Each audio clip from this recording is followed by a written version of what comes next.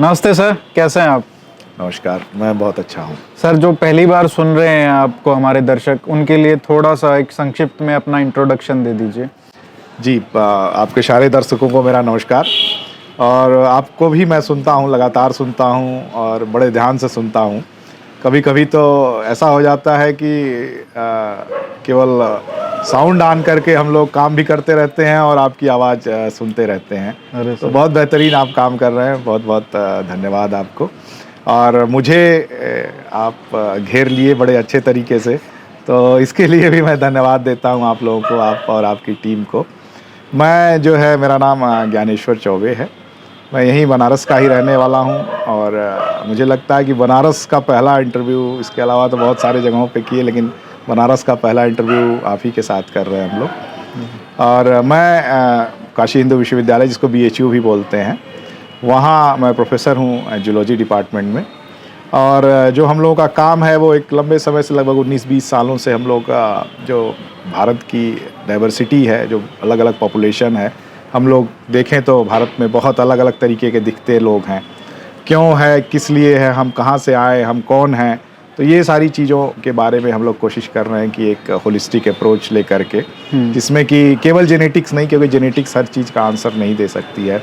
Linguistics है, archaeology है, even anthropology के सारे डिसिप्लिन्स हैं। तो इन सारी चीज़ों को लेकर के एक व्यू बनाने की कोशिश कर रहे हैं।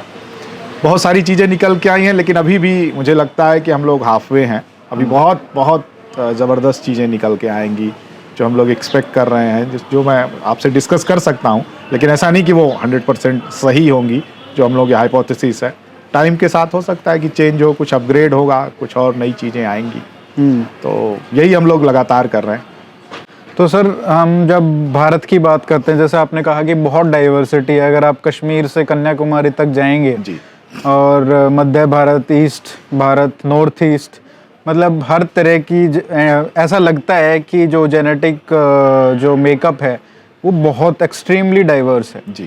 तो जब हम इस बारे में, पॉलिटिकल भी ये बात होती है, आर्यन इन्वेजन का जो प्रोपोजिशन है, थ्योरी तो पता नहीं कितना कहना चाहिए या नहीं, तो उस पर भी बहुत सारी डिबेट है, बहुत सारी कंट्रोवर्सीज हैं। अभी थोड़ा ये भी होने लगा है कि वो गलत है थ्योरी। तो DNA साइंस क्या कहती है कि, और वो कैसे बता सकती है कि मतलब एक बात ये भी बोली जाती है कि कौन मूल निवासी है और कौन बाहर से आया है। तो हम कैसे DNA साइंस से ये पता कर सकते हैं कि मूल निवासी कौन है और कौन कब आया, कितने समय पहले आया। तो हमारा जो जेनेटिक मेकअप है इस देश का, वो आप कैसे उसको डिस्क्राइब कर? जी, पहले तो हम DNA साइंस को ही समझ लेते हैं कि क्या चीज़ है, क्यों हम इतने स्पेशल हैं, हर एक आदमी क्यों अलग दिखता है। इवन भाई भी, अगर वो मोनोजाइगोटिक ट्विंस नहीं है तो भाई भी अलग दिखता है एक दूसरे से। तो क्या चीज़ है जो हमको इतना स्पेशल बनाती है। और इंडिया में भी देखिए तो वो जो गजब की वेरिएशन है, जो गजब की वैरायटी है हमारे पूरे देश की, वो अब अगर हम शुरू से बात करें तो हमारे पास जो है लगभग 37.2 ट्रिलियन सेल हैं, कोशिका है, ठीक है, जिसको कि जो बेसिक यूनिट ऑफ लाइफ है। तो हर एक आदमी लगभग इतने ही सेल्स का बना हुआ है। अच्छा, अब उस कोशिका के अंदर जाएंगे तो उसमें एक न्यूक्लियस होता है, ठीक है। न्यूक्लियस में 23 पेयर्स ऑफ क्रोमोसोम होते हैं, 22 पेयर्स ऑटोसोम्स होते हैं, जो आधे पिता से आते हैं, आधे माता से आते हैं। अब जो 23rd पेयर होता है वही हमारे सेक्स का निर्धारण करता है, मतलब हमारे जेंडर का निर्धारण करता है कि हम आदमी होंगे या औरत होंगे। तो अगर फीमेल तो हमेशा एक्स ही देगी, फीमेल के पास XX होता है, मेल के पास Y होता है। और जो Y क्रोमोसोम, जिसकी महत्ता जो है चिंगेज खान जो है, जिसने कि Y क्रोमोसोम को इतने लोगों में फैलाया, तो वो एक अलग ही एक रास्ता है जो कि हमको अपने गोत्र को भी उसी का निर्धारण Y क्रोमोसोम के साथ जनरली एसोसिएट होता है, जो गोत्र हमारा होता है। तो और हमारा जो पूरा सिस्टम है पैट्रिलोकल है, आदमी एक जगह रहता है, शादी के बाद वीमेन कहीं और बाहर से आती है। कुछ कम्युनिटीज़ को छोड़ दिया, जैसे खासी है, मेघालय में है, तो वहाँ जो है शादी के बाद आदमी लोग औरत के घर जाते हैं। तो वो एक अलग कहानी है, लेकिन फिर भी ओवरऑल अगर हम देखें तो इंडिया में पैट्रिलोकलिटी है कि औरत शादी होने के बाद आदमी के पास आती है। तो ये जो एक बड़ा इनक्रेडिबल टाइप का हमारा जेनेटिक सिस्टम है, जो कि हमारे न्यूक्लियस से जो है वो जाता है नेक्स्ट जनरेशन के पास, ठीक है। तो गैमीट्स बनते हैं और गैमीट्स जो है वो अलग नेक्स्ट जनरेशन में पास होते हैं। तो जो हमारा ऑटोजोम्स है वो तो आधा आधा फादर मदर से आया, लेकिन वाई क्रोमोजोम वो हमारे केवल फादर से आता है और वो कंटिन्यूसली 100% पूरा का पूरा हम कैरी करते हैं कई सारे जनरेशन से लेकर के। और अगर हम वाई क्रोमोजोम को स्टडी करें तो पूरी जो वाई क्रोमोजोम की लीनिएज है जो बैक हमारे कई हज़ार सालों तक जा रही है, उसको हम ट्रेस कर सकते हैं, क्योंकि पूरा 100% वाई क्रोमोजोम पास होता है एक जनरेशन से अलग जनरेशन। और आज के डेट में लगभग 10 MB के आसपास हम लोग वाई क्रोमोजोम सीक्वेंस करते हैं। जनरली साइज होता है, न्यूक्लियोटाइड का बना होता है, A, G और C, T, ये 4 बेसेस का आपको पता ही है कि जो हमारा DNA बना होता है। यही 4 बेस इतने अलग अलग तरीके से मिक्स होते हैं हम सारे लोगों में कि हमको बड़े यूनिक बना देते हैं। तो जो वाई क्रोमोजोम का एंट्री है वो पूरा का पूरा जब ट्रांसफ़र होता है, तो अगर हम 10 MB के रीजन को एक फादर और सन में कंपेयर करें तो लगभग 1 म्यूटेशन का अंतर आता है। मतलब सन और फादर में सारे के सारे म्यूटेशन एक होंगे, लेकिन एक म्यूटेशन जो है वो डिफ़र करेगा। ऐसे ही 2 जनरेशन करेंगे तो 2 म्यूटेशन डिफ़र करेगा। ऐसे ही वो टाइम भी कैलकुलेट कर सकता है कि हम कितने म्यूटेशन जो है, अगर हम और आप मान लीजिए 20 म्यूटेशन एक दूसरे से अलग हैं, तो रफली 20 × 100 लगभग हमारा जो कॉमन एंसेस्टर रहा होगा वो लगभग 2000 साल पहले एक ही रहा होगा। तो इस तरीके से एक जनरली मैथमेटिकल कैलकुलेशन है जो यूज़ किया जाता है टाइम निकालने के लिए। अब अगर हम ऑटोजोम्स की बात करें जो आधे माता से आधे पिता से आते हैं, तो वो ऑटोजोम्स जो है वो आधे हो जाते हैं। ये तो पूरा का पूरा वाई क्रोमोजोम आ गया। दूसरा एक और है जो माइटोकॉन्ड्रिया हमारे सेल में है, न्यूक्लियस के बाहर पाया जाता है, और माइटोकॉन्ड्रिया को हमारा पावर हाउस बोलते हैं जो हमको एनर्जी देता है। और अभी जो कोविड फैला था, आप उसमें देखे होंगे कि वायरस से बहुत सारे लोगों की डेथ हो गई। तो ये वायरस भी बड़ा इंटरेस्टिंग है। ये वायरस सबसे पहले हमारे सेल के अंदर घुसता है, तो इसको कहीं से ये इन्फॉर्मेशन है कि हम उसके अगर पावर हाउस पे कंट्रोल कर लें, उस पर कब्जा जमा लें, उसको हाईजैक कर लें, तो हमारा काम हो गया। और यही काम वो करता है। हमारे सेल में घुसने के बाद वो हमारे माइटोकॉन्ड्रिया को ही हाईजैक कर लेता है। इतना छोटा सा ऑर्गेनिज्म जो आँख से नहीं दिखता है, सेल में घुसने के बाद हमारे पावर हाउस को अपने कब्जे में कर लेता है। बस उसके बाद तो फिर हमारी एनर्जी ख़त्म, हम उससे लड़ नहीं सकते हैं। तो ये एक बहुत बड़ा जो है, क्योंकि ये वायरस कैसे जो है इतना सक्सेसफुल हुआ, ये एक बहुत बड़ी हाइपोथेसिस है। तो जो माइटोकॉन्ड्रियल DNA है वो हमारे मदर से आता है। मदर एक जनरेशन से दूसरे जनरेशन में उसको पास करती है, और वो भी पूरा 100% आता है। तो हमारी माताजी के पास, हमारी नानी जी के पास, फिर उनकी माताजी के पास, ऐसे ये पूरा हम ट्रेस कर सकते हैं अपने कई सारे जनरेशंस में। और तो एक तरीके से अगर हम वाई क्रोमोजोम को स्टडी कर लें, माइटोकॉन्ड्रिया को स्टडी कर लें और ऑटोजोम्स को स्टडी कर लें, तो जो जितने भी एंसेस्टर्स हैं हमारे प्रीवियस जनरेशंस में, हम सबके बारे में कुछ न कुछ पता कर सकते हैं। ठीक है। अच्छा, तो जैसे अगर हम यहाँ पे बैठे हैं और आपका DNA एक्सट्रैक्ट किया जाए, मेरा DNA किया जाए जी, तो उनमें कितना डिफरेंस होगा म्यूटेशंस का, उसके थ्रू हम उसके थ्रू जैसे माइटोकॉन्ड्रियल DNA अगर हम आपका और हमारा कंपेयर कर रहे हैं, म्यूटेशन का कितना डिफरेंस है, मतलब हमारे मोस्ट रिसेंट कॉमन एंसेस्टर हम कहाँ जाकर के मिल रहे हैं, तो वो टाइम अगर हम म्यूटेशन के बेसिस पे कैलकुलेट कर सकते हैं, जिसको मोलिकुलर क्लॉक बोलते हैं। अच्छा। मतलब DNA के म्यूटेशन के बेसिस पे भी टाइम कैलकुलेट किया जा सकता है कि हमारे और आपके जो great great great grand mother रही होंगी वो कितने हजार साल पहले एक रही होंगी। अच्छा, ये और वैसे ही वाई क्रोमोसोम के लिए great great great grand father जो है वो कितने हजार साल पहले एक रहे होंगे। हाँ जी जी जी जी। तो ये मतलब ये मेरा ये वो था कि अगर मुझे दोबारा से सब कुछ करना हो, पढ़ाई वढ़ाई शुरू करनी हो, तो ये मेरे को टॉपिक इतना फैसिनेटिंग लगता है जी, कि बिल्कुल, मैं आपकी बिल्कुल। जगह शायद बैठा होता और ये रिसर्च कर रहा होता, तो जी, मुझे जी, बहुत बिल्कुल। फैसिनेशन आता है इसमें। तो ये बताइए कि भारत का जो जेनेटिक मेकअप है जी वो आपने बताया कि कैसे हम फाइंड आउट कर सकते हैं, तो इससे हमको क्या पता चलता है कि क्या वास्तव में जो नॉर्थ के लोग हैं और जो साउथ के लोग हैं वो वास्तव में अलग हैं, क्या कोई मूल निवासी सच में है और जो बाहर से आए हैं वो कौन है? जी। तो इसका सही उत्तर क्या है? तो देखिए जो DNA का हमारा स्ट्रक्चर है उसको अगर एक लार्ज नंबर ऑफ पॉपुलेशन को हम अगर स्टडी करें आज के डेट में जो एग्जिस्ट करते हैं, तो उन लार्ज नंबर ऑफ पॉपुलेशन में हमारा नॉर्थ इंडियन भी पॉपुलेशन है, एक साउथ इंडियन पॉपुलेशन है, फिर ईस्ट इंडियन है, वेस्ट इंडियन है, और भी छोटे छोटे ग्रुप्स हैं। और सबसे बड़ी बात कि हम जो इंडोगेमी है जो फॉलो करते हैं कि अपने ही कास्ट में शादी करेंगे, उसके बाहर शादी, और अच्छा उसमें भी गोत्र को छोड़ के शादी करेंगे। देखिए मतलब लोगों ने कितने तरीके से ये सब पूरा जेनेटिकली आप उसको एक्सप्लेन कर सकते हैं। लेकिन पहले ये समझते हैं कि भारत की जो पहली जनसंख्या थी या पहली आबादी थी वो कौन थी, कौन लोग थे जो भारत आए। तो आज के डेट का सबसे जो एक्सेप्टेड हाइपोथेसिस है वो ये कहता है कि सब लोग, हम सारे लोग जो है वो अफ्रीका से कनेक्टेड हैं। सबसे पहले लगभग 65-70 हज़ार साल पहले हम लोग अफ्रीका से भारत में आए।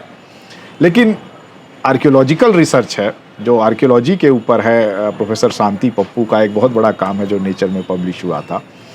उनके रिसर्च के, क्योंकि भारत में प्रिजर्वेशन एक बहुत बड़ी प्रॉब्लम है, क्योंकि हमारा टेम्परेचर हाई है, सॉइल एसिडिक है, तो लंबे समय तक हमारा जो डीएनए है वो प्रिजर्व नहीं हो पाता है।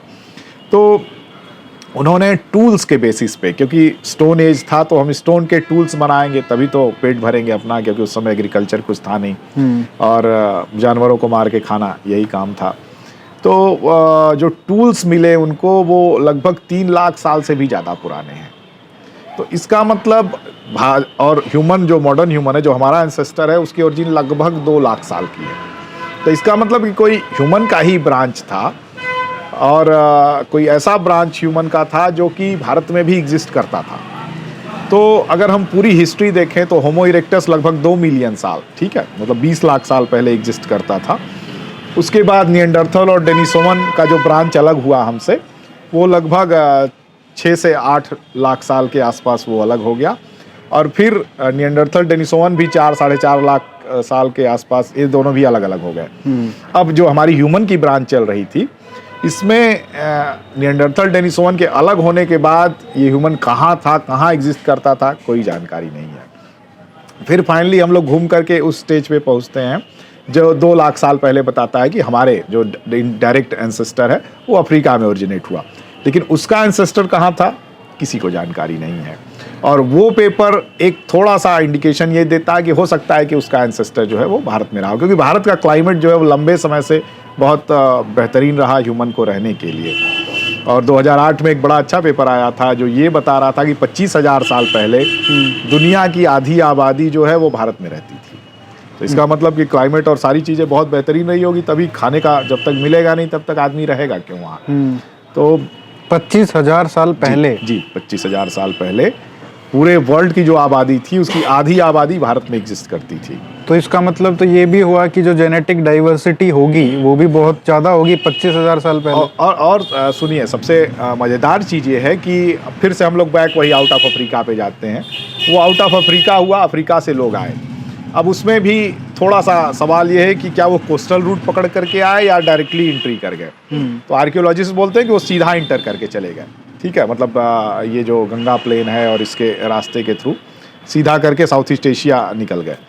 एक थियरी ये कहती है कि वो लोग सदर्न रूट पकड़ के आए, क्योंकि ह्यूमन उस समय जो जंगली जानवर थे उनसे लड़ने में सक्षम नहीं था और उसको समुद्र के किनारे जो है मछली पकड़ के खाने में आसानी थी, खाना भी मिल रहा था और समुद्र के किनारे किनारे किनारे किनारे वो आगे बढ़ रहा है।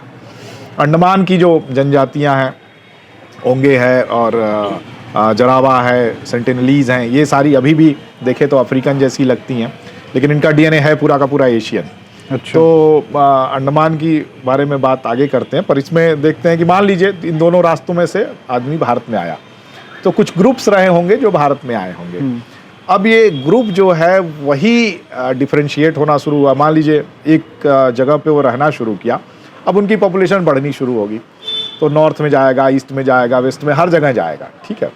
लेकिन हर जगह वो छोटे छोटे ग्रुप्स में ही रहेगा, क्योंकि उसको जंगली जानवरों का खतरा है, उसको अगल बगल से जितनी भी छोटे मोटे पहाड़ हैं, आपका जो सेंट्रल इंडिया के पहाड़ हैं, उनसे भी ऐसा नहीं कि वो हमेशा टू एंड फ्रो मूवमेंट करेगा।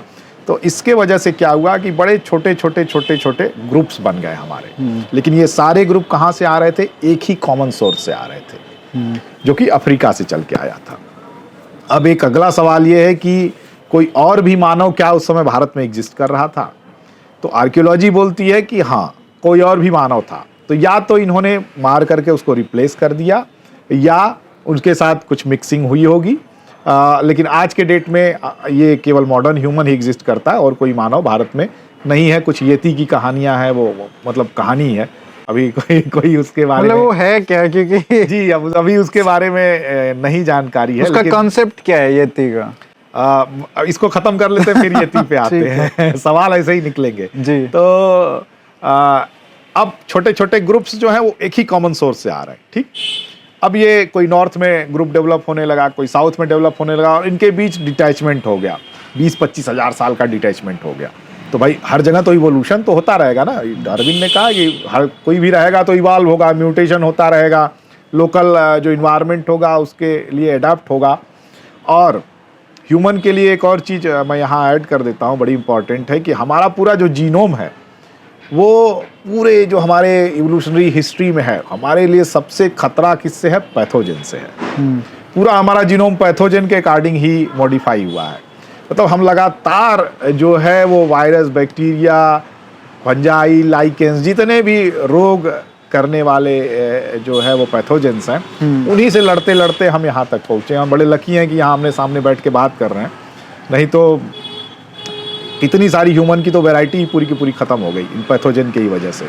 और निएंडरथल, डेनिसोवन जिसके बारे में कहा जाता है ये आर्काइक ह्यूमंस थे, एक समय इनकी बड़ी जनसंख्या थी, यूरोप में पूरा भरा हुआ था, पता नहीं क्या हुआ, एकाएक ख़त्म हो गए।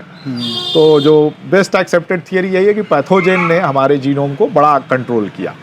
तो भाई साउथ वाला जो है वो साउथ के जो स्पेसिफिक पैथोजन है उनसे लड़ रहा है, नॉर्थ वाला है वो नॉर्थ वालों से लड़ रहा है। आज उस समय तो कोई ऐसा नहीं था कि कोई हॉस्पिटल है कि आदमी बीमार, उसको तो भाई एंटीबायोटिक भी नहीं था उस समय, कोई इन्फेक्शन हुआ तो ख़त्म कहानी। तो इस वजह से क्या हुआ कि सर्वाइवल ऑफ द फिटेस्ट, जो सबसे फिट था वही सर्वाइव किया। तो धीरे धीरे धीरे धीरे इवोल्यूशन होता गया, इवोल्यूशन होता गया, ये पॉपुलेशन भी एक्सपैंड की, ये पॉपुलेशन भी एक्सपैंड की, सब दोनों एक्सपेंड करते करते कहीं ना कहीं फिर जा कर के मिक्स हुई। तो ये भारत में लगातार चलता रहा। उसी में कुछ लोग गए, उन्होंने इंडस वैली सिविलाइजेशन बना लिया, गंगा प्लेन का अलग सिविलाइजेशन बना, फिर इनकी मिक्सिंग, इंडस वैली कोलैप्स हुआ, इंडस वैली वाले लोग गंगा प्लेन की तरफ आए, फिर इनकी मिक्सिंग हो गई। तो ये लगातार भारत में चलता रहा। लेकिन ऐसा नहीं कि ये भारत के बॉर्डर्स जो हैं वो एकदम से जो है वो एकदम फिक्स थे, कोई कहीं बाहर से नहीं आया या कहीं से नहीं आया। बल्कि इंडस वैली तो पूरा पाकिस्तान, ईरान को भी मान सकते हो। तो एक बहुत बड़ी चीज़ ये थी कि कोई भी भारत में आया, अगर आया भी तो क्योंकि भारत की पॉपुलेशन जो है वो इतनी नहीं थी जो कि एक बड़े पॉपुलेशन को एकोमोडेट कर पाए, वो पूरा भरा हुआ था भारत। तो भरे होने की वजह से जो भी आए छोटे छोटे ग्रुप्स में आए और वो एसिमिलेट होते चले गए। तो भारत में एसिमिलेशन और फिर यहाँ के कल्चर का एडॉप्शन ये बहुत कॉमन हुआ। कोई भी आया, एसिमिलेट हुआ, कल्चर को अडॉप्ट किया और वो भारतीय होता चला गया। ये बड़ी यूनिक चीज़ है यहाँ की। अदरवाइज़ आप अगर यूरोप में देखें तो यूरोप में जो हंटर गेदरर थे, मतलब जो सबसे पहली पॉपुलेशन थी, जो कहाँ से गई वो एक बड़ा सवाल है। शायद जो आज के डेट के इंफॉर्मेशन आती है वो ये बताती है कि वो एशिया से ही कहीं से गए, जो यूरोप की आज के डेट की पॉपुलेशन है। तो हंटर गेदरर जो पॉपुलेशन थी उनको एग्रीकल्चर लोग अनाटोलिया से गए, उनको पूरा का पूरा ऑलमोस्ट रिप्लेस कर दिया। फिर उसके बाद यूरोप में बहुत बड़ा आर्यन इन्वेजन हुआ, सारे लोग स्टेप से निकल के गए, उन्होंने पूरे एग्रीकल्चर वालों को मार के ख़त्म कर दिया। तो यूरोप की पूरी हिस्ट्री जो है वो रिप्लेसमेंट और नए पॉपुलेशन के जो है वो कवरेज के ऊपर चलती है, जबकि हमारी जो पूरी की पूरी हिस्ट्री है वो पॉपुलेशन के एसिमिलेशन पे चलती है। हमारा जो एक बड़ा बेस जो एक बार बन गया तो उसको कभी कोई तोड़ नहीं पाया, और उसी बेस पे सब, जैसे पिज़्ज़ा का जो बेस होता है वही भारत भी पिज़्ज़ा का बेस है। जो भारत की एंसेस्ट्री है हंटर गेदरर की, जो अंडमान के साथ काफ़ी मिलती है, वो एक पिज़्ज़ा का बेस है, उसके ऊपर बहुत सारे सजावट अपना होते चले गए। तो ओवरऑल अगर हम एक जेनेटिसिस्ट के पॉइंट ऑफ व्यू से देखते हैं तो भारत की बेसिक एंसेस्ट्री कभी भी रिप्लेस नहीं हुई, वो हमेशा आने वाली एंसेस्ट्री के साथ मिक्सअप होती चली गई, मिक्सअप होती चली गई। अब अगर हम नॉर्थ साउथ की बात करें, नॉर्थ साउथ डिवीज़न खूब बात होती है, बहुत उसके बारे में डिबेट्स भी होते हैं। उसमें दो कारण ज़्यादा जो दिए जाते हैं एविडेंस के तौर पे, सरफेस लेवल का जो एविडेंस है वो ये बोला जाता है कि एक तो देखिए कलर टोन देख लीजिए आप, बिल्कुल अलग है। दूसरा ये बोला जाता है कि जो R1A1 जीन है वो जो अपर कास्ट हैं जी, वो उसमें चाहे साउथ के भी हो नॉर्थ के भी हो उसमें ज़्यादा पाया जाता है, और जो ट्राइबल्स हैं दलित्स हैं उनमें कम पाया जाता है R1A1 जीन। तो इसकी भी एक मिसाल दी जाती है कि देखिए ये एक एविडेंस है, ये नॉर्थ साउथ में as well as upper caste versus lower caste का। इसको भी समझ लेते हैं। नॉर्थ और साउथ के बीच का पहला कलर का वेरिएशन को हम लोग उठा लेते हैं। एक जीन है SLC24A5 जिसके अंदर एक म्यूटेशन होता है। उस म्यूटेशन के वजह से हमारा जो स्किन कलर है वो लगभग 25% के आसपास हमारे स्किन कलर को कंट्रोल करता है। अच्छा। तो वो हमारे स्किन कलर को लाइट बनाता है। ठीक, यूरोपियंस में वो जीन फिक्स हो चुका है 100%। आपको सारे यूरोपियंस एकदम लाइट कलर के दिखेंगे, लेकिन बहुत सारी एविडेंस ये बताते हैं कि आर्यन इन्वेजन के पहले यूरोप वाले डार्कर कलर के थे। अच्छा। तो जब आर्यन इन्वेजन हुआ यूरोप में, जब एक मैसिव माइग्रेशन हुआ स्टेप से, तो वो शायद जीन था जो कि स्टेप बेल्ट वाले लोग लेकर के यूरोप गए। और अभी भी बहुत सारी चीज़ें निकल के आएंगी सामने टाइम के साथ। तो इंडिया की बात करते हैं कि इंडिया में जो ये जीन है ये पॉजिटिवली सिलेक्टेड है नॉर्थ इंडिया में। पॉजिटिवली सिलेक्टेड का मतलब कि जो इन्वायरमेंट है नॉर्थ इंडिया का वो प्रीफर करता है लाइट स्किन कलर। ठीक है। अच्छा। साउथ इंडिया में कोई पॉजिटिव सिलेक्शन नहीं है। तो आप अगर एक कलर के आदमी को नॉर्थ में रख दें और एक सेम कलर के आदमी को साउथ, मान लीजिए दोनों भाई भाई हैं, दोनों का कलर लगभग सेम है, दोनों सांवले हैं, दोनों को नॉर्थ इंडिया, एक को नॉर्थ में एक को साउथ में रख दीजिए। कुछ हजार सालों बाद आप देखेंगे कि जो नॉर्थ वाला है वो जो है लाइटर कलर का होना शुरू हो जाएगा और जो साउथ वाला है वो वैसे ही रहेगा। क्यों? क्योंकि नॉर्थ वाले के पास जो इन्वायरमेंट है उस इन्वायरमेंट में प्रिफरेबल है लाइट स्किन कलर। ठीक है। अच्छा। इसीलिए नॉर्थ को अगर आप लंबे समय तक ऑब्जर्व करेंगे तो नॉर्थ वालों का जो कलर है और वो ग्रेडियंट की तरह आपको दिखेगा। जैसे पाकिस्तान की तरफ जाएंगे आप, आपको कलर जो है वो फेरर फेरर फेरर होता जाएगा। तो वो हमारे जीनोम पे पॉजिटिव सिलेक्शन की वजह से भाई उनको प्रेफर करेगा नेचर, और वो प्रेफरेंस के वजह से वो जीन सब में प्रेजेंट होना शुरू हो जाएगा। और वो जीन अगर सब में प्रेजेंट होगा तो वो सारे लोग जो है वो लाइटर कलर के हो जाएंगे। ये बात है। ऐसा नहीं है कि जो है वो साउथ इंडिया और नॉर्थ इंडिया और कलर अलग है तो जीन अलग है। जीन का डिफरेंस है, लेकिन वो केवल सिलेक्शन के वजह से। वैसे ये भी होता है कि दो भाई हैं उनका ही कलर अलग अलग है। जी, भाइयों का कलर भी क्योंकि वो जीन भाई माता के अंदर भी होगा, पिता के भी अंदर होगा। अब उसकी दो कॉपीज होती हैं। एक कॉपी कभी सेम टाइप की कॉपीज पेरेंट, दोनों पेरेंट से आ गई तो डार्कर कलर का हो जाएगा। अगर डिफरेंट टाइप की कॉपीज आई तो मीडियम साइज का होगा, और दूसरी टाइप वाली कॉपी आई तो एकदम फेयर हो जाएगा। तो ऐसा भी आपको दिख सकता है। लेकिन ये बहुत क्लियर है कि नॉर्थ इंडिया वालों के पास जो है जो SLC24A5 वाला जीन है, इसका एक म्यूटेशन है G2A। तो A एलील जिनमें भी प्रेजेंट होगा, पूरे यूरोप में A एलील है, और नॉर्थ इंडिया के बहुत सारी पॉपुलेशन में वो A एलील की फ्रीक्वेंसी काफ़ी ज़्यादा है। इस वजह से ये लोग लाइटर कलर के हैं। अदरवाइज ये दोनों एक ही कॉमन एंसेस्टर से डराइव हुए हैं। अच्छा, तो मतलब ये तो बिल्कुल ही फर्जी कारण है तो ये इससे जज करने का। कलर तो एकदम से फर्जी हो गया। अब दूसरी चीज लैंग्वेज की बात करते हैं कि द्रविडियन जो है वो एक अलग लैंग्वेज फैमिली है, ये इंडो आर्यन है, ये अलग लैंग्वेज फैमिली है।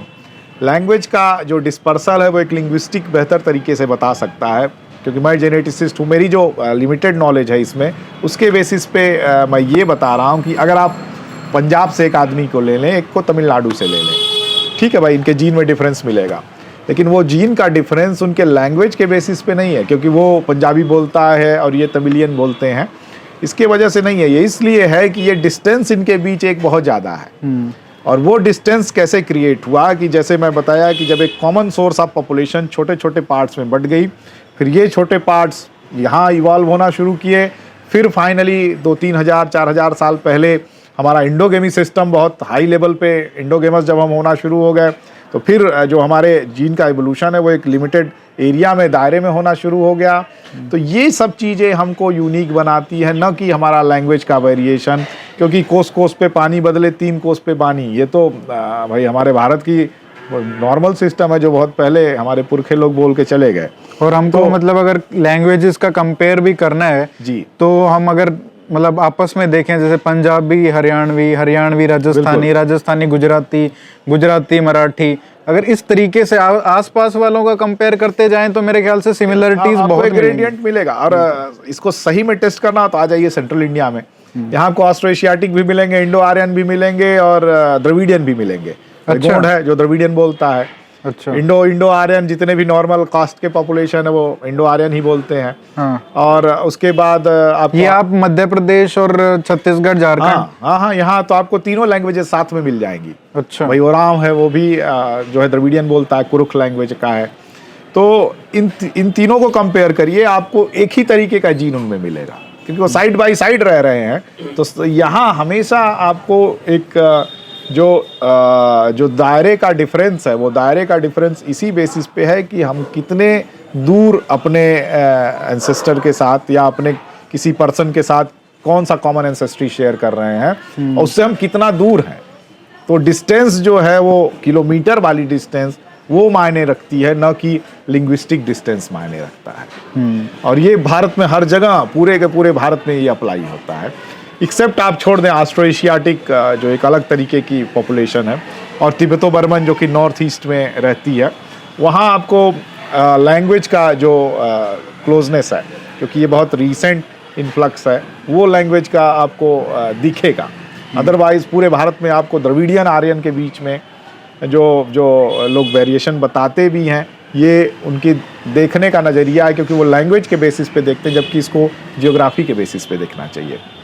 और ये R1A1 वाला जो आर्ग्यूमेंट है, ये जी R1A1 का आर्ग्यूमेंट अगर आप कंपेयर करें तो देखिए, स्ट्रिक्टनेस ऑफ एंडोगेमी की अगर हम बात करें तो आप जैसे जैसे हायर कास्ट में जाएंगे वो मोर आर लेस मोर स्ट्रिक्ट हैं एंडोगेमी प्रैक्टिसेस में। ठीक है, आपका जो schedule caste, schedule tribe population है, उसमें एंडोगेमी तो है, लेकिन वो एंडोगेमी उस लेवल की नहीं है कि आप अपने गोत्र को भी छोड़ दें और दूसरे गोत्र में जाके शादी करें, क्योंकि गोत्र का स्ट्रक्चर भी शेड्यूल कास्ट, शेड्यूल ट्राइब में उतना स्ट्रिक्ट नहीं है। जबकि आप जैसे जैसे अपर कास्ट में चलते चले जाएंगे, और इवन अगर आप ब्राह्मण्स की बात करें तो ब्राह्मण्स में तो गर्ग, गौतम, शांडिल्य जो नॉर्थ इंडिया के ये 3 गोत्र हैं, वो तो बोलते हैं कि हम 3 गोत्र के अलावा और कहीं शादी नहीं करेंगे। फिर उसके बाद 3, 6, 13 का ग्रुप बनता है, 6 वाले आपस में शादी करते हैं, 3 आपस में, फिर 13 आपस में करते हैं। तो ब्राह्मण की भी अपनी अलग एक आइडेंटिटी बनती चली जाती है। और वहाँ भी आप देखेंगे तो फीमेल जीन का जो है वो माइटोकॉन्ड्रियल जीनोम का वो एक बड़ा फर्स्ट क्लास क्लस्टर दिखाता है कि हाँ सही में ये लोग ऐसा कर रहे थे। तो और जैसे जैसे आप नीचे चलते जाएंगे, इस तरीके की बहुत स्ट्रिक्ट स्ट्रक्चरिंग नहीं मिलेगी आपको। तो ये बहुत मायने रखता है कि अगर मान लीजिए कि हम अपने वाई क्रोमोसोम को लगातार प्रिजर्व कर रहे हैं और हम बोल दिए कि हम खाली इन्हीं के साथ मैरिजेस करेंगे और हमारा जो मेल का जो वाई क्रोमोसोम है वो हमारे गोत्र का निर्धारण करता है, तो अब कहीं से कोई बाहर से आपका वाई क्रोमोसोम की एंट्री हो ही नहीं रही है, तो आपका तो एक ही वाई क्रोमोसोम वो बार बार मल्टीप्लाई होगा और फाइनली आप एक ही हेप्लोग्रुप में मिलेंगे ना। तो ब्राह्मण के गोत्र में आप देखिए तो बहुत सारे ऐसे गोत्र हैं जहाँ केवल एच ही है। अच्छा। एक शांडिल्य गोत्र है जो इधर बनारस, जौनपुर, मतलब ये पूरे पूर्वांचल के एरिया में, ईस्टर्न यूपी के एरिया में है। इस गोत्र के सारे लोग अभी तक हम लोग लगभग 700-800 सैंपल टेस्ट कर चुके हैं, रैंडम उठा करके कि आपका कौन सा गोत्र है, शांडिल्य गोत्र है, सब हेप्लोग्रुप एच में आते हैं। अब हेप्लोग्रुप एच की अगर आप बात करेंगे तो हेप्लोग्रुप एच पूरे भारत का आधा मेल पॉपुलेशन को डिनोट करता है, मतलब आधे मेल्स जो है भारत के वो हेप्लोग्रुप एच से ही आते हैं, लगभग 40 से 48% लोग। ठीक। और इसकी ओरिजिन साउथ में हुई है कहीं। ठीक है। और साउथ के बाद ये फिर लगभग 20-25 हज़ार साल के अंदर ही ये पूरे भारत में फैल गया था।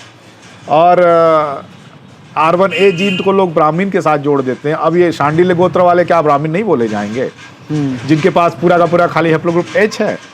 तो कई ऐसे, जैसे हेप्लोग्रुप R2, हमने अपने पूरे गांव की जो है वो 600 साल की हिस्ट्री निकाल दी। हम लोग सारे लोग R2 हेप्लोग्रुप के हैं, कहीं से भी 600 साल के अंदर कोई और वाई क्रोमोसोम आया ही नहीं। तो ये R2 क्या है? R2 भी एक हेप्लोग्रुप है वाई क्रोमोसोम का। अच्छा। R1A और R2 ये दोनों सिस्टर ब्रांच है जो लगभग 30-35 हज़ार साल पहले दोनों अलग हुई। अच्छा। हाँ, ब्रदर ब्रांच, सिस्टर क्या बोलेंगे, ये ब्रदर ब्रांचेस हैं। हाँ। तो R2 के भी बारे में देखें तो R2 का जो सबसे हाईएस्ट डाइवर्सिटी है वो आपको उड़ीसा में दिखता है। तो उड़ीसा में ये कहीं ओरिजिनेट हुआ, उसके बाद पूरे भारत में फैला, इवन श्रीलंका तक गया है। श्रीलंका में सिंहली लोगों के पास अच्छा खासा R2 है। तो लगभग 10% ये इंडियन पॉपुलेशन को रिप्रेजेंट करता है ये R2। हम्म। तो R2 की भी एक और सबसे मज़ेदार चीज़ जो ईरान का एंशियंट सैंपल जो डिस्कवर किया गया था नियोलिथिक टाइम का, मतलब 10-12 हज़ार साल पहले का, वो भी R2A का एक ब्रांच है, मतलब R2 का ही एक ब्रांच है, उसका वाई क्रोमोसोम। और वो ओरिजिनेट इंडिया में हुआ है। तो इसका मतलब R2 अगर ओरिजिनेट इंडिया में हुआ तो वो कहीं ना कहीं इसके साथ तो कनेक्टेड है ना। नहीं, अगर R2 और R1 35,000 साल पहले स्प्लिट हुए हैं जी, तो, और वो R2 का ओरिजिन इंडिया में है, तो R1 यूरोप से कैसे आ गया? नहीं, इसको थोड़ा सा और पीछे अगर हम चलते हैं, 2 कदम और पीछे चले जाते हैं, तो वाई क्रोमोसोम की स्टडी, भाई कुछ लोग ये बोल सकते हैं कि मान लीजिए हम बायस हैं, हम अपनी स्टडी को बार बार बता रहे हैं कि ये हमारी स्टडी थी, हम मान लीजिए बायस होकर चल रहे हैं कि हम हमेशा ये शो करते हैं कि सब भारत में हुआ। अब एक नॉन भारतीय की बात करिए, वो उस ग्रुप की बात करिए जिसमें कोई भारत वाला नहीं था। उन लोगों ने एक पेपर किया, तो उस पेपर में उन्होंने पूरे वर्ल्ड का वाई क्रोमोसोम देखा, ठीक है। तो Y chromosome haplogroup A B C, ठीक है, D E F करके A to T सारे हेप्लोग्रुप उन्होंने जियोग्राफी के हिसाब से डिसाइड किए हुए कि कौन कहाँ पाया जाता है, ठीक। तो A B ये दोनों अफ्रीका में एक्सक्लूसिव हैं और वो 2 लाख साल की पूरी कॉमन एंसेस्ट्री दिखाते हैं। उसके बाद C D F और सारे उनके सारे ब्रांचेज हैं, ये 65 से 70 हज़ार साल पहले उससे अलग हो गए और पूरे नॉन अफ्रीकन के ब्रांच को बनाते हैं। तो अगर मान लीजिए A B पैदा हुआ तो उसके बाद C D ये तो एक के बाद एक पैदा होंगे या पैरेलल पैदा होंगे। तो आज के डेट में A B के बाद C भी जो है एशिया में है, D एशिया में है, F एशिया में है, ठीक है। मतलब सेकेंड स्टेज वाला, एक तो प्रिलिमिनरी स्टेज हो गया जो कि रूट था। सेकेंड स्टेज वाला हम एक्सपेक्ट करेंगे कि वो मिडिल ईस्ट में या यूरोप में कहीं पाया जाए, वो क्लोज टू अफ्रीका वाले रीजन में ही होना चाहिए। एग्जैक्टली भाई हम तो स्टेप वाइज, भाई ह्यूमन वहां से आगे बढ़ा तो कदम कदम बढ़ाते हुए आगे बढ़ा। ऐसा तो हो नहीं सकता कि वहां से उठ के सीधा एशिया में हवाई जहाज पकड़ के तो आया नहीं। लेकिन आज के डेट की जो स्थिति है, रूट वाला तो अफ्रीका में हो गया, लेकिन उसका सेकेंड स्टेप वाला वो एशिया में पाया जाता है, आपका south Asia, south east Asia और ईस्ट एशिया।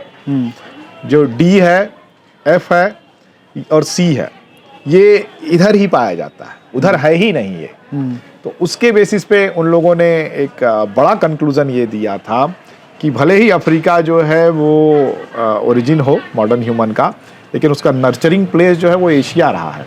और एशिया से फिर अदर ब्रांचेस निकले और उन्होंने पूरा का पूरा रिप्लेस कर दिया, आइदर रिप्लेस कर दिया या यूरोप में जो है वो बहुत सारा ठंड वंड के वजह से ह्यूमन वहाँ ख़त्म हो गया या कोई ऐसी चीज़ हुई, और फिर से जो ह्यूमन का माइग्रेशन हुआ वाई क्रोमोसोम के बेसिस पे, वो एशिया से फिर यूरोप में और other parts of the world में हुआ, मतलब एक्सेप्ट अफ्रीका।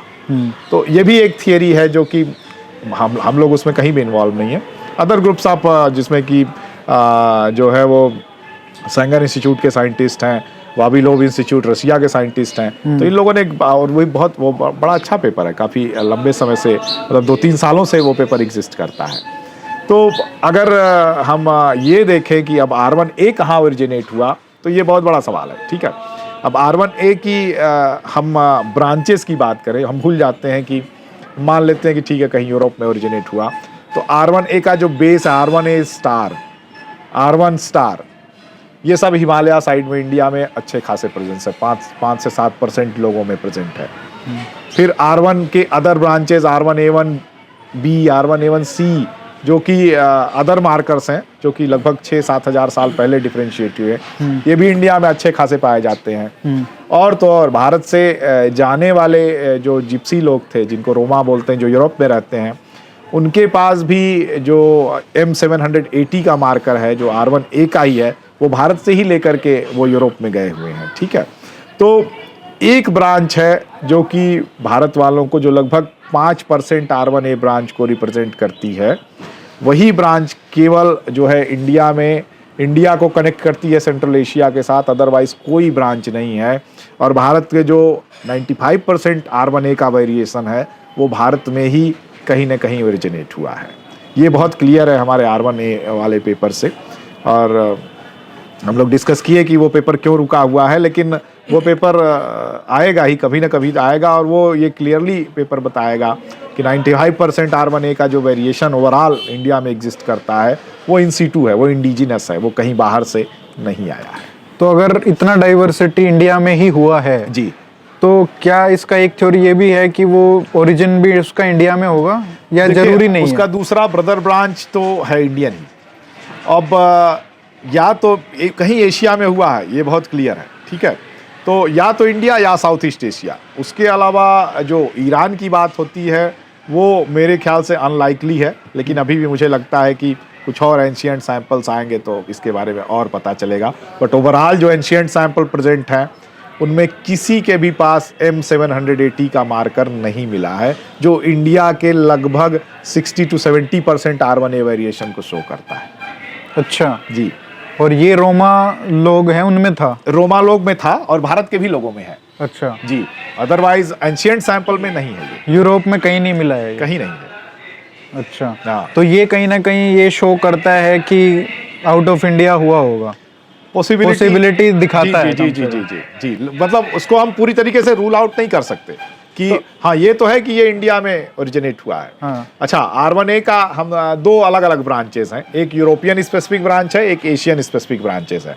तो एशियन स्पेसिफिक एशिया में है और यूरोपियन स्पेसिफिक यूरोप में है, और ये लगभग 6 से 8 हज़ार साल पहले डिफ्रेंशिएट हुआ, ठीक है। लेकिन इन दोनों का जो कॉमन है, जो जहाँ से ये दोनों अलग हुए, वो नहीं क्लियर है कि ये कहाँ से अलग हुए। कुछ लोग ईरान बोलते हैं, कुछ लोग साइबेरिया बोलते हैं, फार ईस्ट, कुछ लोग साउथ ईस्ट एशिया बोलते हैं, कुछ लोग इंडिया बोलते हैं। तो ये 4 रीजन जो है अभी भी प्रोमिनेंट हैं, जो फर्दर स्टडीज़ ही बता पाएंगी कि ये इनका जो कॉमन एंसेस्टर था वो कहाँ था। बट यूरोप तो मोस्ट अनलाइकली है।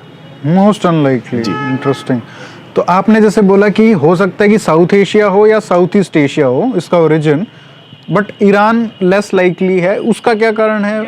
जी, जो ईरान वेरिएशन अगर हम की बात करें तो जो के स्टार है, के स्टार इन सबों का जो है वो फादर है एक तरीके से। अच्छा। हाँ, तो के स्टार बहुत क्लियर है कि वो साउथ ईस्ट एशिया में ही हुआ है, ठीक है।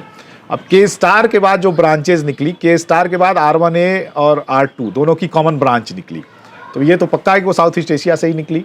अब वो ब्रांच कहाँ जा कर के सेटल की और कहाँ जा कर के ये बाइफर्केट हुई R1A और R2, ये क्लियर नहीं है। तो अगर चांसेस है कि वह भाई अगर ज़्यादा से ज़्यादा साउथ ईस्ट एशिया में हुई तो ठीक है, नहीं तो दूसरा उसका स्टेप है इंडिया, नहीं तो फिर तीसरा स्टेप होगा ईरान होगा, ठीक है। तो मतलब साउथ ईस्ट एशिया से ईरान और ईरान फिर तो इंडिया होता ही जाएगा ना। हाँ। रास्ता तो के मिलता है इंडिया में? हाँ, के मिलता है, के स्टार मिलता है इंडिया में, K1 K2 K3 ये सब इंडिया में है।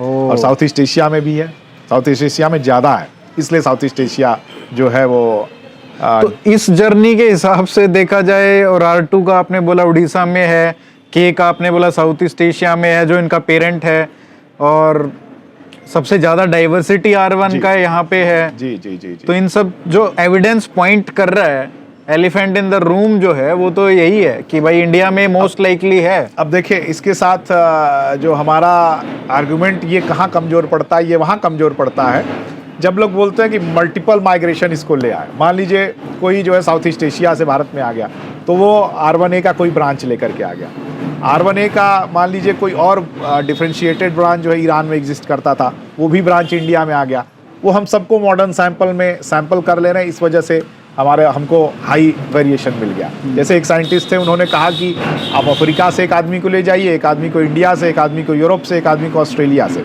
सबको चाँद पे ले जाके रख दीजिए और फिर किसी थर्ड आदमी को मत बताइए कि ये चाँद का सैंपल है, आप बता दीजिए कि हमने एक ह्यूमन पॉपुलेशन को सैंपल किया है, उसको दे दीजिए सैंपल एनालाइज करने के लिए, तो क्या बताएगा कि 60,000 साल पहले जो है चाँद पे आदमी पहुंच गया था। उनका भी जवाब है, देखिए कहीं भी पॉपुलेशन को आप सैंपल करते हैं तो उसमें कंटिन्यूटी होती है, कंटिन्यूटी डिसकंटिन्यूटी पॉपुलेशन जेनेटिसिस्ट को बताती है कि यहाँ जो है लोग कई सोर्सेज से आए, यहाँ लोग एक लंबे समय से इवॉल्व कर रहे हैं। अब हम कैसे बोल दे रहे हैं कि भारत में जो है वो जो है पुरानी पॉपुलेशन जो सबसे पहले आई उसी के ऊपर सब कुछ जो है वो धीरे धीरे पाइल अप हो रहा है, वो एक बेसिक नींव बनाया हुआ है, फाउंडेशन है, उसी फाउंडेशन के ऊपर ईंटें रख करके हम घर बना रहे हैं। तो वो इसीलिए क्योंकि हमको एक कंटिन्यूटी दिख रही है जो कि पिछले 60-70 हज़ार सालों से कंटिन्यू कर रही है। तो यहाँ भी वही चीज़ है कि R1A के जो ब्रांचेज हैं वो भी स्टेप वाइज ही हैं। एक ही चीज हम लोग मिस कर रहे हैं कि एंशिएंट सैंपल मिस कर रहे हैं। पूरे यूरोप के पास लगभग 7000 एंशिएंट सैंपल है, जो कि उनकी पूरी स्टेप वाइज पूरी हिस्ट्री बता रहा है। फिर भी अभी भी यूरोप में बहुत सारे सवाल बाकी हैं। भारत के पास क्या है, एक सैंपल है, वो भी राखी गढ़ी से आ रहा है, वो भी बहुत छोटा, उसका स्ट्रेच ऑफ डीएनए 20-30 हजार बेस पेयर्स उसके पास अवेलेबल हैं, स्निप्स अवेलेबल हैं। तो और वो वुमेन का सैंपल है, वो वीमेन का सैंपल है। तो उसका हैप्लोग्रुप U2 है माइटोकॉन्ड्रियल डीएनए का, बट वाई क्रोमोसोम कहाँ, उसमें तो मिलेगा ही नहीं। तो वाई क्रोमोसोम उसमें नहीं मिलेगा जी। तो इसका मतलब हम जान नहीं सकते कि वो, हम ये डिटरमाइन नहीं कर सकते कि ये जो R1 वाला जो जीन है वो उसमें है ही नहीं।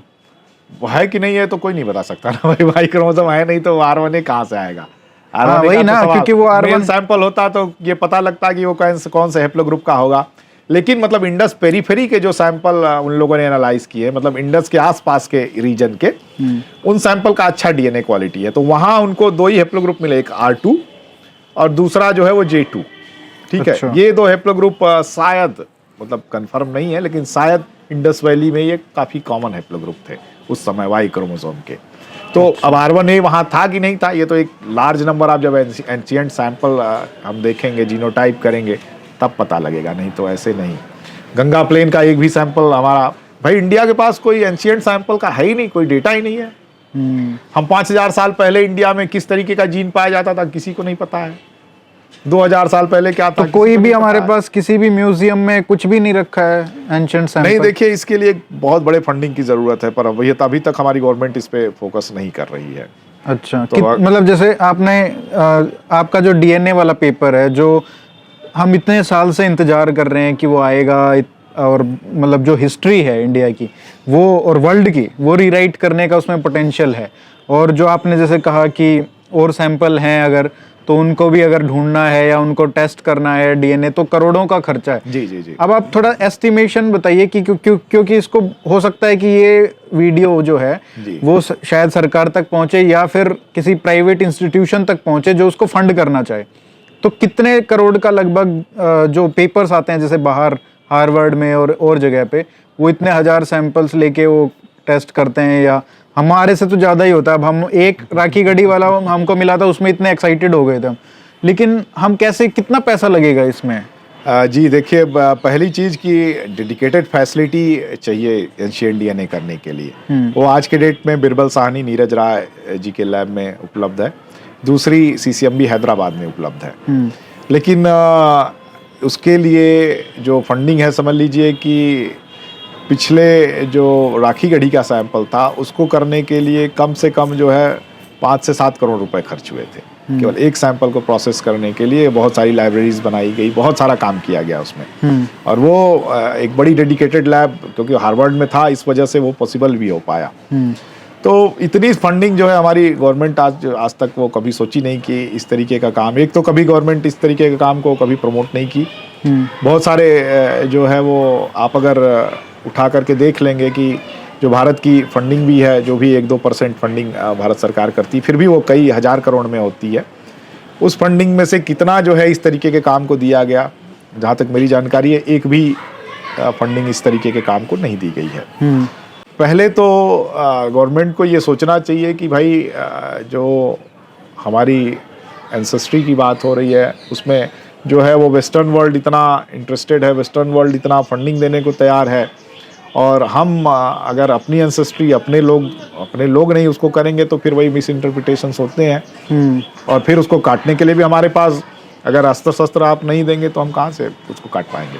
और इसमें पॉलिटिक्स बहुत होती है ना, कम से कम अगर आप, और ये जो सरकार है, मैं तो कहूँगा कि अगर ये सब चीज़ें जो पेपर आने वाले हैं अगर इनको फंडिंग मिलती है तो ये तो अच्छी बात होगी। शायद जो पॉलिटिक्स, नेगेटिव पॉलिटिक्स है जो कंट्री में होती है, आर्यन वर्सेस द्रविडियन, तमिलनाडु में तो बहुत होती है। अब आप पॉलिटिक्स की बात कर रहे हैं तो मूल निवासी का एक बहुत बड़ा पॉलिटिक्स चल रहा है। एग्जैक्टली वहाँ जो है पिछले 150 सालों से, और एक समय ये कॉन्सेप्ट ऐसा हो गया था कि जब मैं पढ़ता था, किताबें पढ़ता था, टेक्स्ट बुक्स पढ़ता था, तो ये था कि सबसे पहले जो है हमारे देश में जो मुंडा, संथाल जैसी जातियाँ वो सबसे पहले आई, फिर द्रविडियन आए, उनको मार के भगा दिए, वो सब बेचारे जो है ईस्ट इंडिया में जाकर के छुप के रहने लगे। फिर आर्यन आए, उन्होंने द्रविडियन को उनकी करनी का जो है वह फैसला दे दिया, उनसे बदला ले लिया, द्रविडियन भाग के साउथ में चले गए। आर्यन ने पूरे भारतीय भूभाग पे कब्जा जमा लिया और धीरे धीरे धीरे धीरे 150 सालों में इसको पहले तो भाई ये ब्रिटिश के टाइम की थी कॉलोनियल राज में। मुस्लिमों का बोला कि मुगल आए या और कोई आया तो वो भी जस्टिफाइड है, जब ब्रिटिश आए तो वो भी जस्टिफाइड है, क्योंकि आपकी तो हिस्ट्री ये है। जी जी जी। तो कॉलोनियल टाइम में इसको इतना इंजेक्ट कर दिया गया कि जब हम लोग पढ़ते थे तो हमको ये था कि ये एक तरीके से वैसे ही जैसे सूरज पूरब से उगता है, तो इसको किसी जो है वो रेफरेंस की जरूरत ही नहीं है, किसी साइटेशन की जरूरत ही नहीं है। फिर डेविड राइक का जो पेपर आया ASI वाला 2009 में, तो उस पर एक कमेंट्री लिखी थी अरविंदा चक्रवर्ती, काफ़ी बड़े ह्यूमन जेनेटिसिस्ट हैं, इंडिया से गए थे और अभी USA में बहुत अच्छी पोस्ट पे है, डायरेक्टर हैं। तो उन्होंने भी इसी चीज़ को पूरा लिख दिया कि 60,000 साल पहले संथाल मुंडा आए, फिर 5,000 साल पहले द्रविडियन आए ईरान से, फिर जो है आर्यन आए 1500 मतलब 3,500 साल पहले सेंट्रल एशिया से, बिना किसी रेफरेंस के और बिना ये लिखे हुए कि इस पर आज भी जो है डिबेट होता है, ये वेल एक्सेप्टेड थियरी नहीं है। तो समझ लीजिए कि ये कितना जो है हमारे सिस्टम में अच्छी तरीके से हमारे दिमाग में और हमारे DNA में घुस चुका था कि ये थियरी एकदम करेक्ट है। और जब हम लोग सोचे ठीक है एस्ट्रो एशियाटिक पे हम लोग काम करते हैं, तो उस समय भी दिमाग में यही था कि जो भी डेटा दिखता था उसको ऐसे ही बैठाने की कोशिश होती थी कि एस्ट्रो एशियाटिक जो वो सबसे पहले आए तो भैया उनको एकदम सबसे पहले वाले खाने में रखो, लेकिन वहाँ फिट ही नहीं हो रहे थे। पर आपने भी परेशान हो गया। मैंने एक कहानी सुनी और पढ़ी कि आपने अपना DNA टेस्ट किया। जब आपने ये सब शुरुआत की, अपने रिसर्च की, तो आपने सोचा कि अपना एक क्यूरियोसिटी है, तो आपने अपना DNA टेस्ट किया, उसमें क्या मिला? जी भाई देखिए, मेरी जो कास्ट है वो ब्राह्मीण है, तो ब्राह्मीण भाई किताब में पढ़िए तो भाई ब्राह्मीण जो है सेंट्रल एशिया से आए, इनका मूल निवास है ही नहीं। हम कह रहे भैया तो हम यहाँ के रहने वाले नहीं है, तो हम अपने निवास की तरफ ही प्रस्थान कर जाएं। वहाँ पे कोई प्लॉट काट के दे दो। दिमाग में आया कि हम थोड़ा सा अपना DNA चेक कर ले, और फॉर्चुनेटली डॉक्टर लालजी सिंह यहीं के हैं, यहाँ से 60-70 किलोमीटर दूर उनका घर था। वो CCMB हैदराबाद के डायरेक्टर थे, तो DNA पे उनका बहुत सारा काम था। तो हम एक बार ऐसे ही उनके पास रिक्वेस्ट करने पहुंच गए, वो भी बड़ी जोर से हंसे हमारी बात सुन करके, पागल हो गया, अरे जो है जो लिखा हुआ है वही सही है, जबरदस्ती का तो अपना DNA चेक करने जा रहे हो। मैंने कहा नहीं सर, मैं चेक करना चाहता हूँ। तो चेक किया तो सब कहानी उल्टी निकलने लगी। मैं R2 हैप्लो ग्रुप का, और अपने ही इंडिया में हमारा इतनी कॉमन एंसेस्ट्री है, छतरी के साथ 2000 साल की कॉमन एंसेस्ट्री है, संथाल के साथ 8000 साल की कॉमन एंसेस्ट्री है, फिर माइटोकॉन्ड्रियल DNA में कोया जो ट्राइब है साउथ इंडिया के, उसके साथ 18,000 साल की कॉमन एंसेस्ट्री है। तो हम तो घूम फिर के यहीं आ गए ना। तो हम कहाँ किसी के साथ कनेक्टेड हैं। हमने सोचा भाई हो सकता है कि हमारे पूर्वज जो है यूक्रेन से आए हमारे पूर्वज जो है वो सही ब्राह्मण नहीं रहे हों, वो रियल ब्राह्मण। मान लीजिए हम कोई ऐसे हों जो ब्राह्मण क्लेम करते हों, बट ओरिजिनलिटी में हम कोई ट्राइब रहे हों जिस हिसाब से हमारा कनेक्शन मिल रहा है। तो हमने और ब्राह्मणों का करना शुरू किया, हर जगह यही कहानी हमको मिलनी शुरू हो गई। तब हमको लगा कि भैया ये एरिया है, इसी में काम करो, ड्रोसोफिला को छोड़ दो। आज जैसे मैं हरियाणा से आता हूँ, तो वहाँ पे एक जो बहुत ही बड़ा थ्योरी चलता है, वो है जो एक जाति है वहाँ पे, रोड। जी जी जी। तो उनके बारे में अभी रिसेंट थ्योरी शुरू हुई थी लगभग 20, 25, 30 साल पहले, कि रोड जो है वो मराठा हैं, जो जैसे पानीपत की लड़ाई में यहाँ पे छूट गए थे। तो ये क्या, इस पे भी अब रिसर्च होना शुरू हुआ है। जी जी। तो इसका क्या कहानी है, कितनी सच्चाई, क्या रोड वाकई में मराठा हैं, या लेकिन दिखते तो वो जैसे हरियाणवी हैं, पंजाबी हैं, उन जैसे दिखते हैं, बल्कि उनसे भी मैं कहूँगा कि पठानों जैसे दिखते हैं, उन जैसा उनका एंसेस्ट्री दिखता है। जी जी। तो क्या रिसर्च क्या कहता है? जी देखिए, सिटीजन जेनेटिक्स जिसको हम बोलते हैं, कि आदमी खुद से जो है अपने कास्ट के लिए बड़ा जो है वो कंसर्न होता है और सोचता है कि हम अपने कास्ट के बारे में कुछ करें। तो इस रोड के केस में भी सिटीजन जेनेटिक्स है। हमारे अनुराग काद्यान जी IT से उन्होंने डिग्री लेने के बाद कैम्ब्रिज में गए, जो है वो अपना मैनेजमेंट की डिग्री लेने, वहाँ वो पहुँच गए लैब में कि मैं रोड हूँ, मैं रोड के बारे में मुझे पूरी जानकारी चाहिए, मैं करना चाहता हूँ DNA। जब उनका सपोर्ट था, सैम्पलिंग होनी शुरू हो गई, रोड के लोगों का पूरा गोत्र के हिसाब से सैंपल उठाना शुरू कर दिए हम लोग। और फिर वही कहानी की, जहाँ की जिसके घर पहुँचते एक बड़े ग्लास में एकदम पूरा दूध भर के आता था। एक पहले ही दिन 3-4 गिलास दूध पिए, पेट गड़बड़ खराब है, पलट गए, गिर गए जमीन पे। फिर ये डिसाइड किए कि जो हमारा 1 हफ्ते का काम था उसको कम से कम 3-4 हफ्ते में करते हैं, और हर बार खाली एक ही गांव में एक दिन में जाते हैं, तो एक ही गिलास दूध से काम हो जाएगा, तो रोज 1 गिलास दूध तो पचा ही लेंगे। वही काम किए हम लोग, थोड़ा लंबा समय तक किए, और दूध भी पी लिए उन लोगों का, इज्जत भी बनाए रखे, और जा करके अपना सैंपल भी कलेक्ट किए। तो उनके साथ काम करने का आनंद ये आया कि आप पूरे कम्युनिटी में बहुत अच्छे से इंटीग्रेट हो जाते हैं। सारी कहानियाँ कि भाई जो लड़ाई हुई पानीपत की, वहाँ से मराठे ये लोग भाग करके आए, ये मराठे ही थे, तो वो सब हम लोग रिकॉर्ड किए, और रिकॉर्ड करने के बाद उसको टेस्ट करना शुरू किए। और फाइनली हमको ये दिखा कि कोई मराठा के साथ इनका कोई कनेक्शन ही नहीं है। और रोड जो है उनके पास, सबसे बड़ी बात कि उनके पास दूध पचाने की जो जीन है, लैक्टोज टॉलरेंस की, LCT एक जीन होता है, सबसे हाईएस्ट है पूरे इंडिया में। जो है रोड के पास सबसे मैक्सिमम, मतलब वो कितना भी दूध दीजिए उनको कोई नुकसान नहीं होगा। और जो बाकी हरियाणवी पंजाबी उनसे भी ज्यादा, उनसे भी ज्यादा, सबसे ज्यादा रोड के पास है। और इनकी एंसेस्ट्री को जब हम लोग एनालाइज किए, तो इनकी एंसेस्ट्री का एक पार्ट, जो एक स्ट्रेच है, वो लात्वियन, लिथुआनियन, एस्टोनियन के साथ भी मैच करता है। अच्छा। अब लात्वियन, लिथुआनियन, एस्टोनियन का एक ग्रुप इधर वहां से यहाँ आया कि यहाँ से वहां गया, ये एक सवाल है। लेकिन हम लोग एंसेस्ट्रल नॉर्थ इंडियन का जो सबसे मोस्ट प्रॉक्सी पॉपुलेशन था, पहले कलश था, उसको हम लोग प्रपोज किए कि कलश से भी बेहतर ये पॉपुलेशन है रोड। अच्छा। इसको एंसेस्ट्रल नॉर्थ इंडियन की तरह यूज किया जाए। तो मतलब आप कह सकते हैं, मतलब कहना नहीं चाहिए, लेकिन प्योरेस्ट आर्यन रेस कह सकते हैं। जाति जो है जी नॉर्थ इंडिया में वो रोड है। रोर है, हाँ हाँ। अच्छा। अब रोर बाहर से आई या रोर यहाँ लंबे समय तक थी, ये अभी भी एक सवाल है, जिसको कि अगर अनुराग जी अभी भी सिटीजन जेनेटिक्स कर रहे हैं, लोगों का पूरा जीनोम सीक्वेंस कर रहे हैं, वाई क्रोमोसोम सीक्वेंस कर रहे हैं, तो घूम फिर करके समझ में आएगा कि क्या कहानी है। लेकिन ये भी हो सकता है कि जब इंडस वैली हमारा क्लीन हो गया, लोग वहाँ से मूव कर गए, तो कुछ सेंट्रल एशियन ट्राइब्स रही होंगी जो सेंट्रल एशिया से उठ करके फिर इस जगह को फिल की होंगी। वो तो अब जैसे हमारा जो थ्योरी बोला जाता है, आर्यन माइग्रेशन, इन्वेजन, कुछ भी बोलिए, जो एक्सेप्टेड इन लोगों का था, वो था 1500 के आसपास, BC के आसपास आए थे।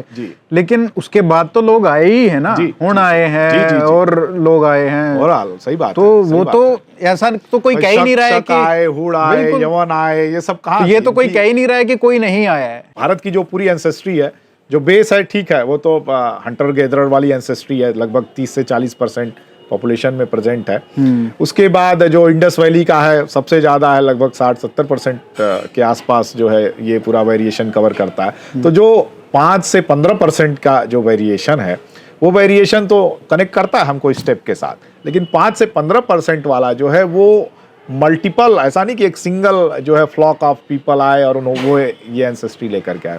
हुण आए तो क्या किए, क्या वो एंसेस्ट्री नहीं दिए?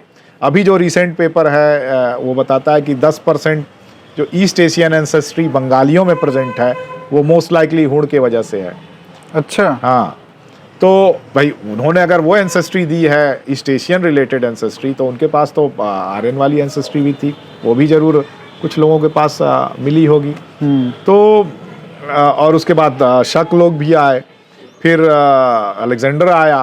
तो लेकिन हाँ, एक चीज़ है कि भारत में जो चंगेज खान है, उसका कोई वाई क्रोमोसोम एग्जिस्ट नहीं करता। अच्छा। पाकिस्तान में एक पॉपुलेशन है हजारा, हाँ, उसके 40% लोग, अफगानिस्तान में भी है, हाँ, उसके 40% वाई क्रोमोसोम उसका जो है वो जिंगीज खान का है। अच्छा। नहीं तो जिंगीज खान की एंसेस्ट्री सेंट्रल एशिया में खूब है, पूरे हर एक पॉपुलेशन में एक बड़े एरिया में फैली हुई है। लेकिन भारत में चंगेज खान शायद एंट्री नहीं कर पाया, या जो भी रहा हो, वो शायद वही हजारा पॉपुलेशन एक लास्ट फ्रंटियर आप कह सकते हो। बस उसके आगे वो नहीं बढ़ा। तो कहीं भी भारत में, चाहे ईस्ट वेस्ट नॉर्थ साउथ, कहीं भी उसका वाई क्रोमोसोम तो बड़ा यूनिक है ना, एक बड़ा क्लस्टर बनाता है। अच्छा, ये भी बहुत थ्योरी चलती है नॉर्थ इंडिया में कि ये कास्ट शक है, ये कास्ट हुण है, ये आपस में क्लेम करते रहते हैं कि हम 700 AD में आए थे, या 500 साल पहले, 1000।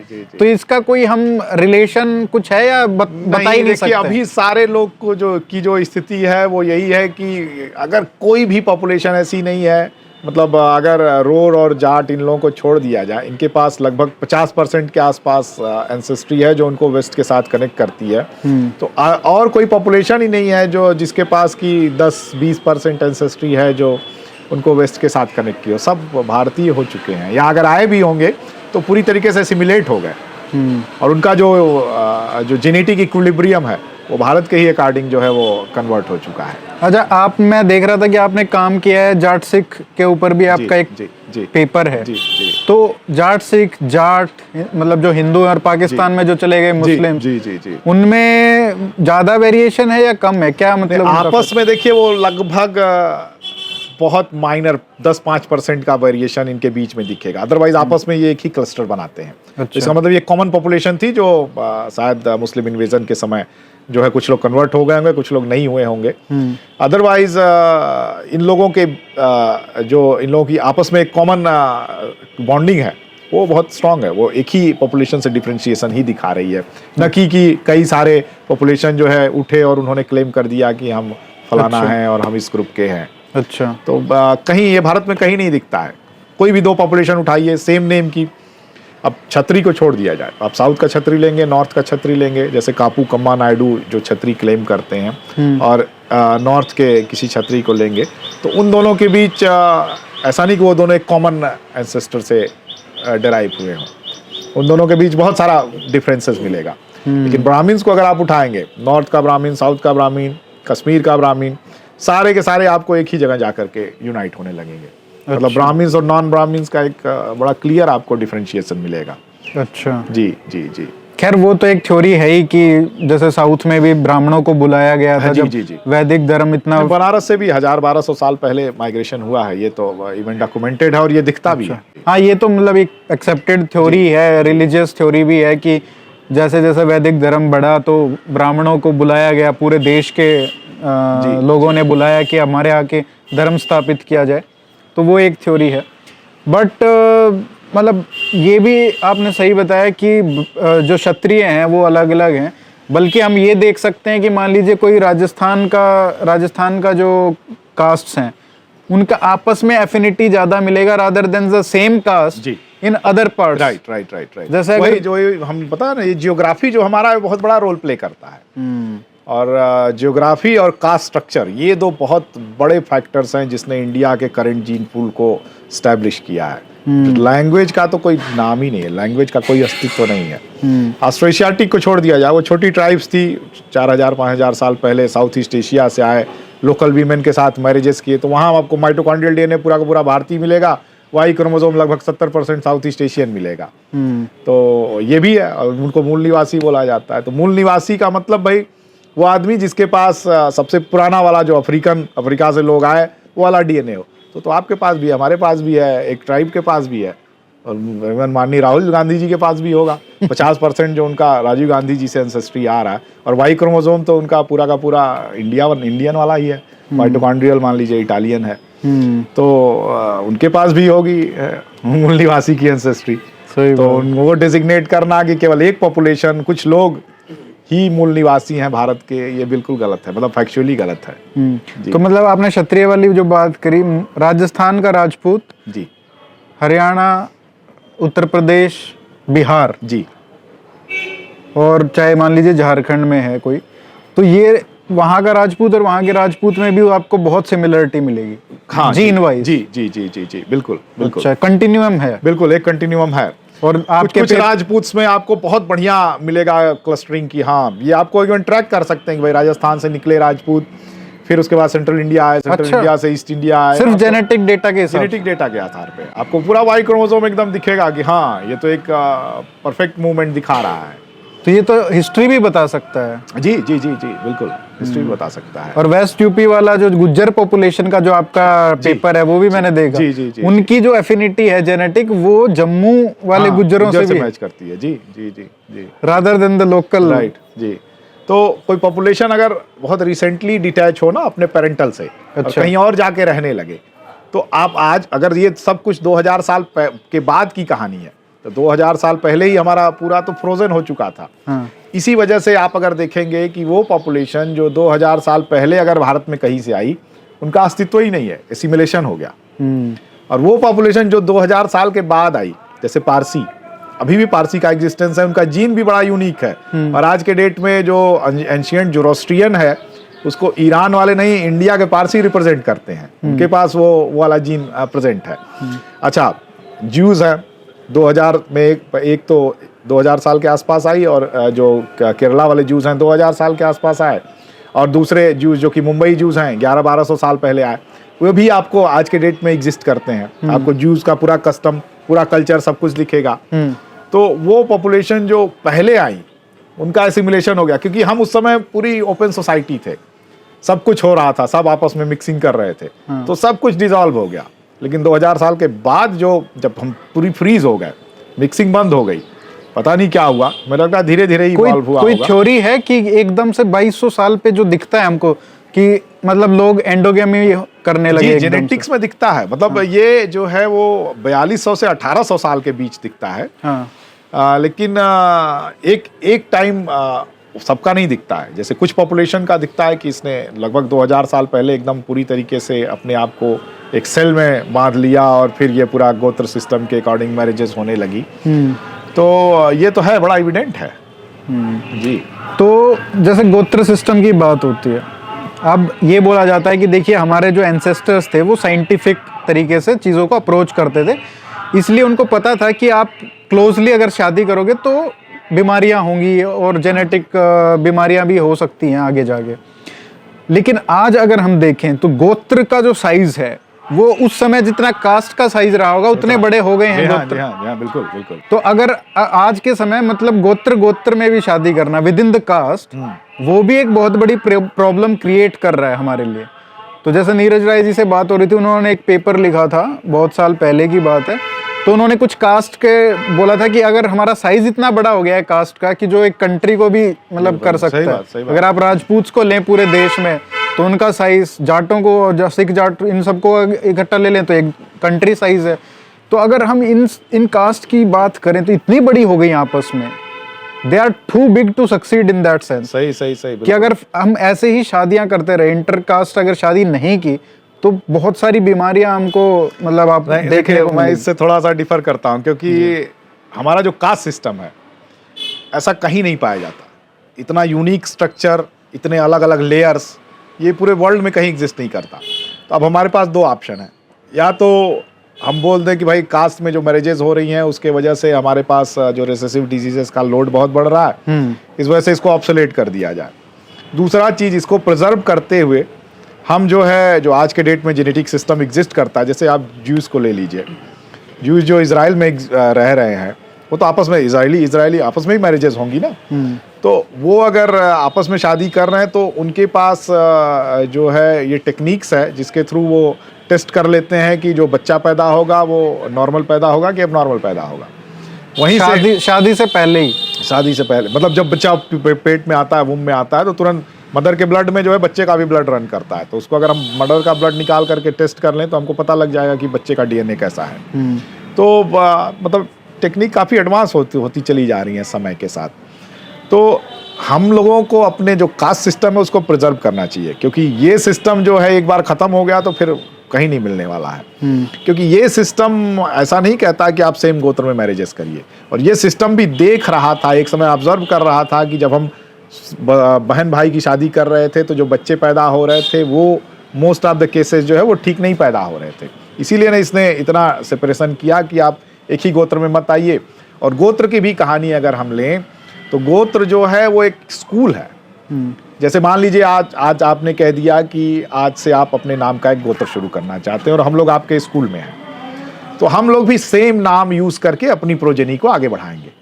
तो हम लोग तो अलग अलग बैकग्राउंड से आ रहे हैं ना, अलग अलग हैप्लोग्रुप। मान लीजिए हमारा अगर वाई क्रोमोसोम का होता है, ऐसे ही गोत्र में भी है कि एक गोत्र में 4-5 हैप्लोग्रुप होंगे, लेकिन वो क्लस्टर बना रहे हैं।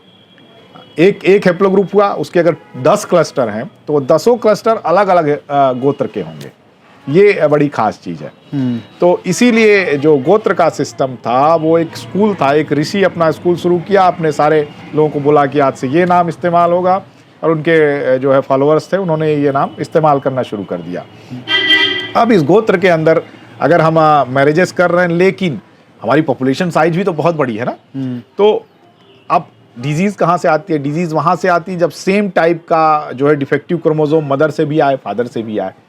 तो सेम टाइप का तभी आएगा जब कोई बहुत क्लोज हमारे रिलेशन में हो। तो भैया शादी करने के तो पहले तो हम ये भी देखते हैं ना कि 7 जनरेशन छोड़ के शादी करना है मदर और फादर साइड में। तो अब तो दो तीन छोड़ने लग गए क्योंकि कमी होने लग गई लोगों के। आप 2-3 भी छोड़ दीजिए, तब भी आप एक एग्जांपल ले लीजिए, इस्टोनिया की पॉपुलेशन 13 ही लाख है। तो हमारे यहाँ ऐसी कोई कास्ट ही नहीं है जिसके पास कम से कम 10 लाख, 15 लाख, 20 लाख इतनी पॉपुलेशन ना हो, और वहाँ भी हम गोत्र छोड़ रहे हैं। जबकि इस्टोनिया में तो अपने तरीके से लोग मैरिजेस करते हैं, वहाँ कोई गोत्र वोत्र तो है नहीं कि अपना। फिर भी जो है, जो अगर इवन क्रॉस कजिन मैरिजेस, भाई कुछ सोसाइटीज़ हैं साउथ इंडिया में, बहुत सारी सोसाइटीज़ हैं, मुस्लिम्स हैं, क्रॉस कजिन मैरिजेस कर रहे हैं। तो क्या हर मुस्लिम डिफेक्टिव पैदा हो रहा है? नहीं ना। 25% चांसेस होते हैं कि सेम टाइप के क्रोमोसोम आने के वजह से कोई डिजीज़ हो जाए। लेकिन ऐसा नहीं है कि हर आदमी जो है वो, अगर एक ही फैमिली में भी शादी होनी शुरू हो जाए तब भी जो है वो खाली डिजीज़ ही होंगे जनरेशन टू जनरेशन। अच्छा, तो मतलब अभी शायद ना हो, लेकिन 50 साल बाद? नहीं, ऐसा कुछ नहीं, हमारी पॉपुलेशन बढ़ती चली जाएगी। अच्छा। और देखिए, पॉपुलेशन को अलग करने के लिए कुछ नेचुरल प्रोसेस भी होते हैं। आप जैसे ही टाइम देते हैं, एक रिकम्बिनेशन होता है, वो क्रोमोसोम को तोड़ देता है अच्छा, छोटे छोटे पार्ट में। तो वो ये हमेशा भाई नेचर के पास ये पूरा सिस्टम बना हुआ है कि वो डिफेक्टिव लोगों को ना पैदा करे। तो नेचर ही इन चीज़ों को अलग करता है। जैसे आज आपने किसी फैमिली में आज शादी दे दी, फिर 5-6 जनरेशन बाद उसी फैमिली में शादी दे दी, कोई प्रॉब्लम नहीं है। तो ये है, इसको थोड़ा सा लोगों को सोचना होगा कि या तो हम इसको ऑब्सोलेट कर दें, भूल जाएं, तब भी मुझे नहीं लगता कि हमारे कंट्री में कोई डिजीज़ का बर्डन जितना है उससे कुछ कम या ज़्यादा होगा। और वैसे भी अब बढ़ तो रही है इंटरकास्ट मैरिजेस, तो जीन पूल वैसे भी थोड़ा बियॉन्ड अ पॉइंट जाके डाइवर्स हो ही जाएगा। देखिए, वेरिएशन तो आना ही आना है, वेरिएशन आना है, और हमारी पॉपुलेशन साइज इतनी बड़ी है कि हमको इसकी चिंता नहीं करनी है और हमको इसको प्रिजर्व रखना है। नेक्स्ट टाइम नीरज राय जी के साथ बैठ के डिबेट करेंगे, करवाएंगे आप। बिल्कुल। तो और जैसे आपने बहुत सारे स्टेट्स में काम किया है जी। राजस्थान की जो पॉपुलेशन है, जेनेटिक लैंडस्केप है, उसके बारे में बताइए। क्या उनकी पॉपुलेशन पाकिस्तान से ज़्यादा मिलती है या हरियाणा, मध्य प्रदेश, गुजरात उससे ज़्यादा मिलती है? जी, राजस्थान की बात करें तो पाकिस्तान के साथ है शेयरिंग, ऐसा नहीं कि भाई क्योंकि पाकिस्तान क्लोज बाई है तो। लेकिन जब ओवरऑल हम देखेंगे कि पाकिस्तान वर्सेस इंडिया के अदर स्टेट्स, तो इंडिया के अपने नेबरिंग स्टेट्स के साथ वो ज़्यादा शेयर करते हैं comparing to Pakistan. But overall अगर हम साउथ एशिया की बात करें तो ये एक ही जो है वो कॉमन जीन पूल से ही डराइव हुआ है।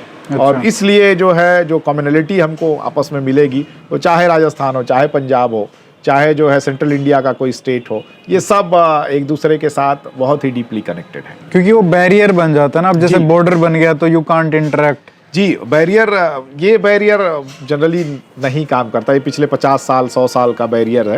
नहीं, अगर तो, मतलब रहे, अगर 1000 साल रहे। सबसे बड़ा बैरियर हमको अदृश्य बैरियर जिसकी अगर हम बात करें तो ये बड़ा मतलब मैं कभी एक्सपेक्ट नहीं किया था कि इस तरीके का बैरियर दिखे। भाई हिमालय तो दिखता है कि बहुत बड़ा बैरियर है भारत और तिब्बत के बीच में, और चीन भी है, वो अलग अलग उसकी अलग ही कहानी है। चीन के 80-82 प्रोजेक्ट्स इसलिए बने हुए हैं कि जो उसके भारत के जो जितने भी सीमावर्ती इलाके हैं सबको ये सिद्ध करना है कि ये लोग चाइना से आए हुए हैं। जबकि अभी जस्ट हम लोग लद्दाख के लोगों के ऊपर काम किए और हमने देखा कि वो चीन नहीं, वो तिब्बत है। तिब्बत और भारत के बीच का मिक्सचर ने लद्दाख को बनाया है। हाँ। तो वो अलग इंटरनेशनल पॉलिटिक्स है उसमें। बिल्कुल। उसको छोड़ते हैं हम लोग इस पर आते हैं कि जो एक अदृश्य बैरियर हमको दिखता है, तो वो अदृश्य बैरियर हमको तराई बेल्ट में दिखता है। ये यूपी का, हाँ, जो जहाँ थारू पाए जाते हैं। हाँ। ठीक है, तो थारू में खास चीज़ ये है कि आप अगर नेपाल के उस रीजन से जो तिब्बत के क्लोज है वहाँ से शुरू करेंगे तो तिब्बत वाली एंसेस्ट्री खूब है उधर नेपाल में। फिर एक ग्रेडियंट बनते हुए धीरे धीरे ये इधर कम होती जाती है और एब्रप्टली जो है तराई बेल्ट के बाद एकदम फॉल कर जाती है। गंगा प्लेन में एकदम 0% वो तिब्बत की एंसेस्ट्री है। अच्छा, ये बड़ी खास बात है। और ये इसलिए कि तराई का जो रीजन था ये मलेरिया प्रोन था, क्योंकि स्वयं ये बहुत जो है वहाँ हमेशा मच्छर बहुत पाए जाते थे। बिल्कुल। तो वो तो DDT जब आया तब जाकर के और लोग वहाँ रहना शुरू किए, नहीं तो थारूस जो है वो मलेरिया रेजिस्टेंट है। तो ये ट्राइब एक बड़े बेल्ट में पाई जाने लगी। अच्छा। और इस ट्राइब ने एक बैरियर का काम किया, उधर का जीन इधर फ्लो करने के लिए या इधर का जीन उधर फ्लो करने के लिए। और ये एकदम अदृश्य बैरियर, कोई आपको बैरियर ही नहीं दिखता नहीं आंख से, खाली जंगल है और वो स्वैम्पी रीजन है। अदरवाइज पीपल जो है वो यहाँ से वहाँ, वहाँ से यहाँ कर रहे हैं, लेकिन पूरा का पूरा जीन, गंगा प्लेन भी एक उस समय, अभी भी तो भरा ही है, सबसे ज्यादा पॉपुलेशन वर्ल्ड का कैरी करता है। तो गंगा प्लेन इतना भरा था कि 1% जीन भी उधर से इधर कूद के नहीं आ पाया, जबकि एकदम खाली रास्ता था।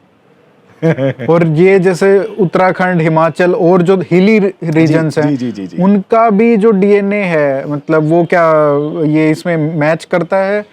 और मतलब यहाँ का, सिर्फ यहाँ का हिली रीजन नहीं, नॉर्थ ईस्ट में भी तो बहुत बड़ा हाँ, पूरा जो हमारा ट्रांस हिमालयन बेल्ट है, यस, ट्रांस हिमालयन पे हम लोग काफी बड़ा काम किया। अभी और भी काम, गद्दी पॉपुलेशन जो हिमाचल में है, उस पे हम लोग काम किए। अभी जस्ट उसका पेपर आने वाला है। तो पर एक 2018 में जब हम लोग पूरे हिमालय पे काम किए थे, पूरा ऊपर से लेकर के नीचे तक, तो बड़ा इंटरेस्टिंग पैटर्न हमको मिला और फाइनली हम लोगों को दिखा कि हिमालय की एक अपनी बड़ी यूनिक एंसेस्ट्री है। और वो एंसेस्ट्री चाइनीज के साथ तो थोड़ी बहुत मिलती है, लेकिन वो साइबेरियंस के साथ ज्यादा मैच करती है। अच्छा। तो ये एक डीप एंसेस्ट्री है, डीप रूटेड एंसेस्ट्री है, जो तिब्बत और मतलब ट्रांस हिमालयन रीजन को और फार ईस्ट के साथ, साइबेरिया के साथ कनेक्ट करती है। इसका क्या हिस्ट्री है? ये पुराना, देखिए सबसे पहले जब ह्यूमन माइग्रेट किया होगा, तो उस समय जब साउथ ईस्ट एशिया से या जो है वो जब वो साइबेरिया तक पहुंच गया होगा, तो वहाँ जब पॉपुलेशन का मिक्सिंग या माइग्रेशन होना शुरू हुआ होगा, तो जो तिब्बत में लोग आए होंगे वो मोस्ट लाइकली चांसेस है कि वो लोग साइबेरिया की तरफ से आए हुए होंगे, क्योंकि उनके लिए वो इजी रहा होगा। हाँ भाई, वहाँ ज़्यादा ठंड थी, यहाँ थोड़ी कम ठंड हुई। और दूसरी चीज जो डेनिसोवन के साथ एडमिक्सचर हुआ है, जिसने हाई एल्टीट्यूड एडेप्टेशन हमको दिया है। हम भी इतने मतलब जबरदस्त आदमी है कि वो हर एक ह्यूमन के साथ, जितने भी ह्यूमन एग्जिस्ट करते थे, सबके साथ इंटरेक्ट किया, सबसे जीन ले लिया, फिर या तो सबको मार के खत्म कर दिया या सब अपने आप ही खत्म हो गए और पूरा राज करने लगा। बट वो नया एबिलिटी ऐड हो गया, एबिलिटी हम ले लिए। तो हाई एल्टीट्यूड एडेप्टेशन जो है वो डेनिसोवन के पास था। हम हाई एल्टीट्यूड पे नहीं रह सकते थे, लेकिन डेनिसोवन के साथ हमने दोस्ती की, उनका जीन लिया और फिर उनको मार के खत्म कर दिया। ऐसे कुछ लोग बोलते हैं कि डेनिसोवन ही लोग यती हैं, तो अच्छा, भगवान जाने की। हाँ, यती वाला प्रश्न रह गया हमारा आजकल, क्योंकि एक ट्रेंड हो गया है कि सभी पॉडकास्ट पे पूछते हैं यती क्या है, आपने देखा है कि नहीं देखा है। तो क्या है यती? यती बस एक हवा है। यती के बारे में लोग वैसे जनरली, अगर लोगों ने सही में देखा है तो वो डेनिसोवन ही होंगे, क्योंकि डेनिसोवन तो 30,000 साल पहले खत्म हो गए, एक्सटिंक्ट हो गए। मतलब इंफॉर्मेशन तो यही है, हो सकता है कि अगर कुछ बचे रह गए हों तो वही, अगर सही में अगर कुछ है भी, भाई ह्यूमन है जो मूव कर रहा है, बाइपिडल है, 2 पैरों पे मूव कर रहा है, तो वो डेनिसोवन ही यती होगा, अदरवाइज और कोई कुछ यती होने का तो चांस नहीं है। चलो, एक ये मेरा वो था, लोग पूछते थे कि तुम क्यों नहीं पूछते यती कौन है और कौन नहीं। यती तो असम के बारे में बताइए, आपका पेपर आया है जो होम पे। जी। उसमें क्या फाइंडिंग्स हैं? वो लोग, क्योंकि बोला जाता है कि थाईलैंड से आए हैं और वो सब। जी, आसाम एक बड़ा इंटरेस्टिंग रीजन है, क्योंकि जो इंडो आर्यन लैंग्वेज है वो आसाम तक ही है, उसके बाद तिब्बतो बर्मन या ट्रांस हिमालयन लैंग्वेजेस पूरी शुरू हो जाती हैं। और आसाम में आपको दिखता भी है, मतलब वहाँ एक लैंग्वेज का बैरियर बहुत क्लियरली आपको दिखता है कि वो पॉपुलेशन जो तिब्बतो बर्मन है, जो तिब्बत के साथ या बर्मा के साथ कनेक्टेड है, म्यांमार के साथ, और वो पॉपुलेशन जो कि आसाम की मेनलैंड इंडिया के साथ कनेक्ट कर रही हैं, उसमें जो भाषा बोलती है वो उन्हीं भाषा के साथ जाती है। तो आसाम में हम लोग बहुत लंबे समय से इंटरेस्टेड थे, तो बहुत सारे सैंपल भी हम लोग किए हैं। अभी तो वहाँ की लोकल पॉपुलेशन के बारे में अभी कुछ और काम बाकी है, लेकिन वहाँ जो एक थाईलैंड से एक पूरा का पूरा जो है वो साम्राज्य उठ करके वो इधर इस स्टेट में आया, ठीक है, अहोम जिनको कहते हैं। अहोम एक बहुत बड़ी डायनेस्टी थी, वो डायनेस्टी पूरी की पूरी जो है वो शिफ्ट हुई यहाँ आसाम में। तो जो मॉडर्न अहोम है, आज के डेट के अहोम है, जो लोग क्लेम करते हैं कि हम लोग उसी क्लैन से बिलोंग करते हैं, उनका सैंपल जब हमने किया और उन सैंपल का एनालिसिस किया, तो आज के डेट में जो वहाँ की लोकल पॉपुलेशन है और जो क्लेम करते हैं हम अहोम हैं, उनके बीच में कोई जेनेटिक डिफरेंस है नहीं है। अच्छा। और उनका जो ओरिजिनल होमलैंड है जो है साउथ ईस्ट एशिया, मतलब थाईलैंड के जीन के साथ उनका कोई कनेक्शन नहीं मिला। अच्छा। तो वो पॉपुलेशन या तो कोई राजघराना जो है वो आया होगा यहाँ के लोकल के साथ लंबे समय से, ये तो 1000-1200 साल पुरानी कहानी है, लंबे समय से मिक्सिंग हुई होगी और उसके वजह से जो उसका जो ओरिजिनल होमलैंड वाला जीन था वो पूरा का पूरा डाइल्यूट हो गया, खत्म हो गया। अच्छा, तो पूरा का पूरा मैच लोकल पर हो भी सकता है कि ये एक थ्योरी हो कि वहां से आए थे, या ये डॉक्यूमेंटल है, बहुत अच्छे से लिखा हुआ है, क्योंकि जो राइटिंग का सबसे पुराना एविडेंस भी अहोम पूरा डायनेस्टी से ही मिलता है कि वो कब आए, उनकी कितनी जनरेशन्स यहाँ रही। लेकिन अगर एक राज परिवार कहीं से भी आज के डेट में कहीं से भी भारत में आता है और फिर लोकल में शादी करने लगता है, तो 8-10 जनरेशन में तो उसका पूरा का पूरा जीनोम ही डाइल्यूट हो जाएगा। तो ये वही अहोम के साथ हुआ है। यही अहोम के साथ हुआ। तो उनमें और उनके साथ जो रहने वाले असम के और लोग हैं उनमें कोई अंतर नहीं है। जी जी जी जी, बिल्कुल बिल्कुल। और बांग्लादेश की रोहिंग्या पे भी हम लोगों का जो रोहिंग्या पॉपुलेशन है, जो जिसको लेकर के भारत में बहुत, बर्मा की, हाँ बर्मा की क्या, बांग्लादेश की है कि बर्मा की है, ये सवाल ही था, यही सवाल ही था कि वो बांग्लादेश के, क्योंकि आए तो वहीं से है ना, बर्मा से आए क्या, वो तो क्लींजिंग होने लगी, मतलब भगा दिए गए एग्जैक्टली वहाँ से। तो उनको लेकर के बड़ा वर्ल्ड में ही पूरा हल्ला है कि वो कौन है। तो फाइनली जो है बड़ी मुश्किल से हम लोग के बांग्लादेश के कोलैबोरेटर के साथ हम लोग उनको सैंपल कर पाए, और उनका जब डीएनए का एनालिसिस आप देखेंगे तो आपको एकदम दिखेगा कि वो पूरे के पूरे बांग्लादेशी लोगों के साथ मैच कर रहे हैं, जो लोकल बांग्लादेशी हैं। अच्छा, इसका मतलब भाई उनके पास थोड़ा बहुत बर्मा की एंसेस्ट्री है, लेकिन वो पिछले कुछ 100 सालों के अंदर ही उनको मिली है।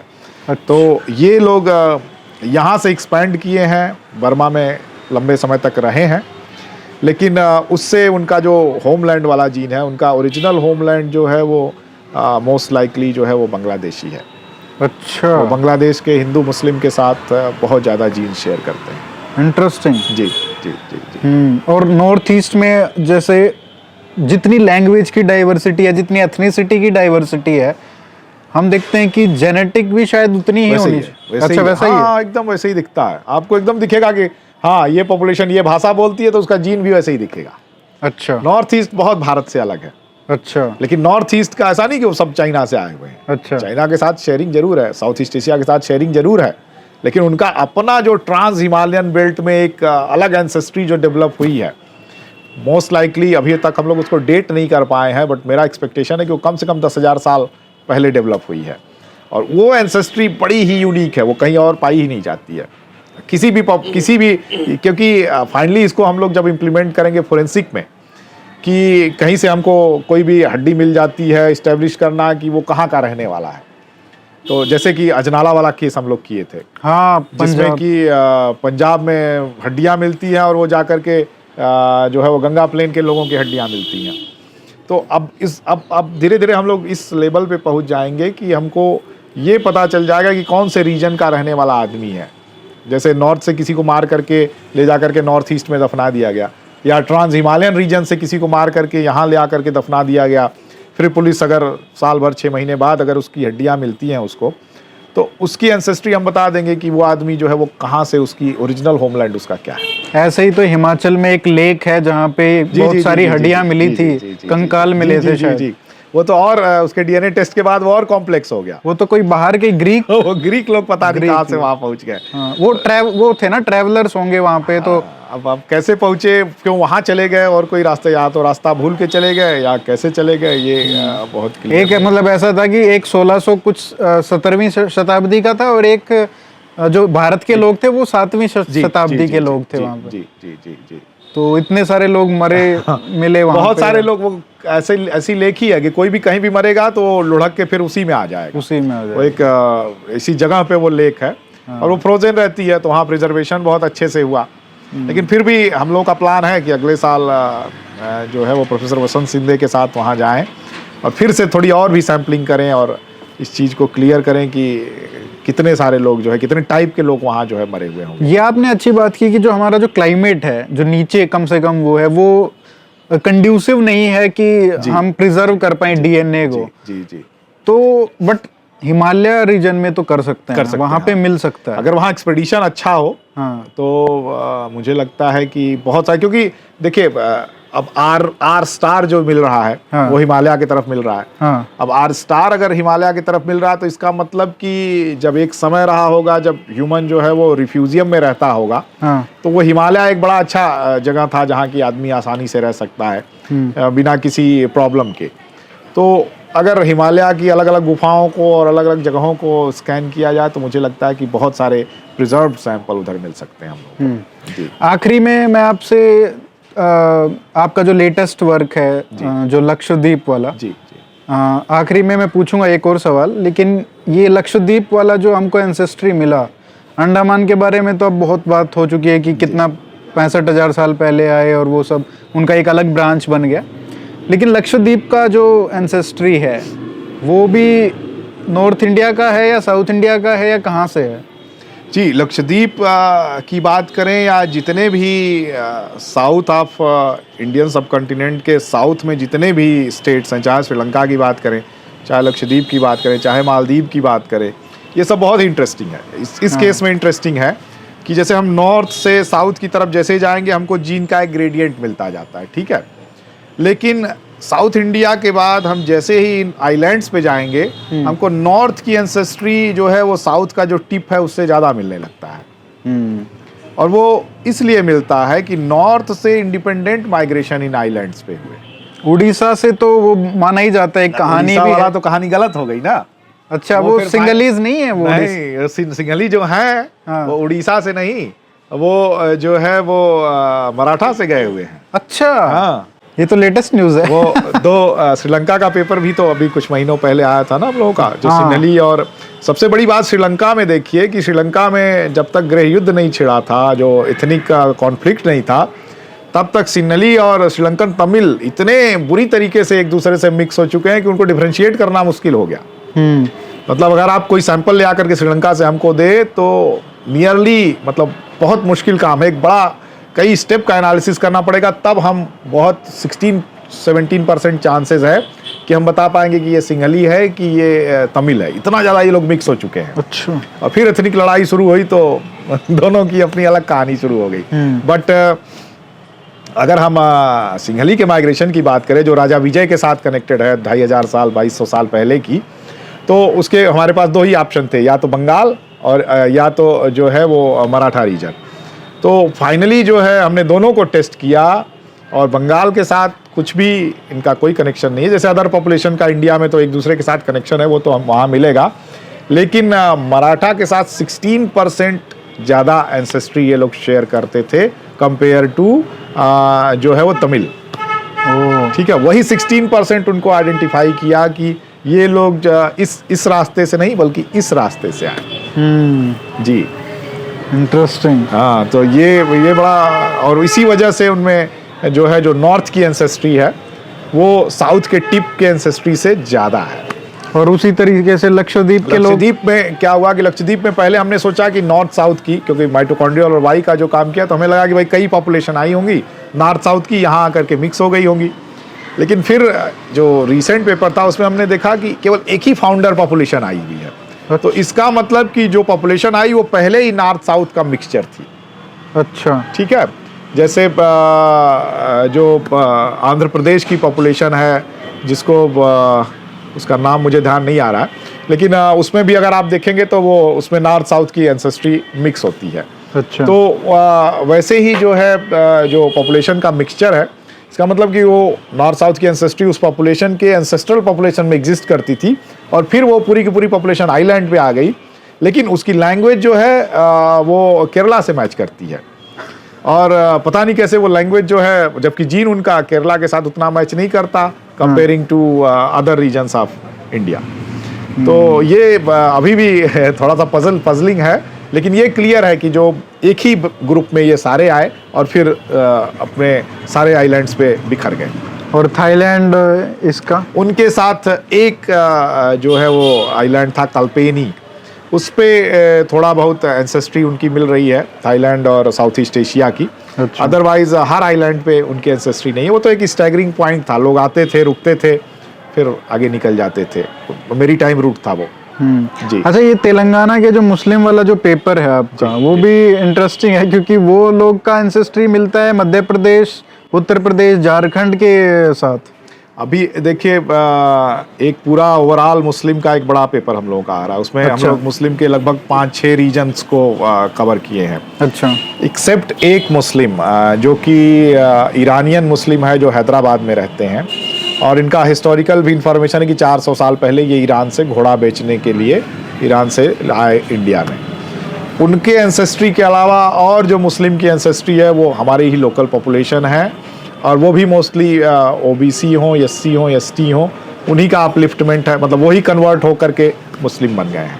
अच्छा। यही अभी तक का ओवरऑल रिजल्ट है। चाहे वो पासमानदा हो, चाहे अशरफ हो, चाहे कुछ भी हो। जी, मैक्स हम लोग हमें लगता है कि 5-6 ग्रुप्स को पूरे इंडिया से मुस्लिम को, चाहे कश्मीर के मुस्लिम हो, चाहे ये सिया हो, चाहे सुन्नी हो, चाहे ये लखनऊ वाले मुस्लिम्स हो, इन सबको हमने एनालाइज किया, और ये काफ़ी बड़ा एनालिसिस है। 100-150 सैंपल, 200 सैंपल इसमें हम लोगों ने एनालाइज किया है। अच्छा। एक बड़ा काम आ रहा है। जी। आखिरी में मैं जानना चाहूँगा, क्योंकि ये बहुत इम्पोर्टेंट टॉपिक है, जी। जीन्स का, डाइट का और हेल्थ का, जी, ये बहुत इम्पोर्टेंट एक रिलेशनशिप है। बिल्कुल। और ये हमारे लिए भी बहुत यूज़फुल है। जैसे एक अभी हमने बात की कि कैसे कास्ट का और डिजीज़ का, वो भी एक बहुत बड़ा इम्पोर्टेंट रिलेशनशिप है, क्योंकि रिसेसिव जीन्स एक किस तरीके से डेवलप हो रहे हैं उसको ट्रैक करना। जी।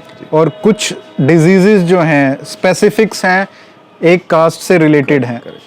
तो अगर हम इसका मैपिंग नेशनल, मैं तो एक आर्टिकल भी लिखा था कि एक नेशन वाइड हमको एक मैपिंग करना चाहिए। जी हाँ।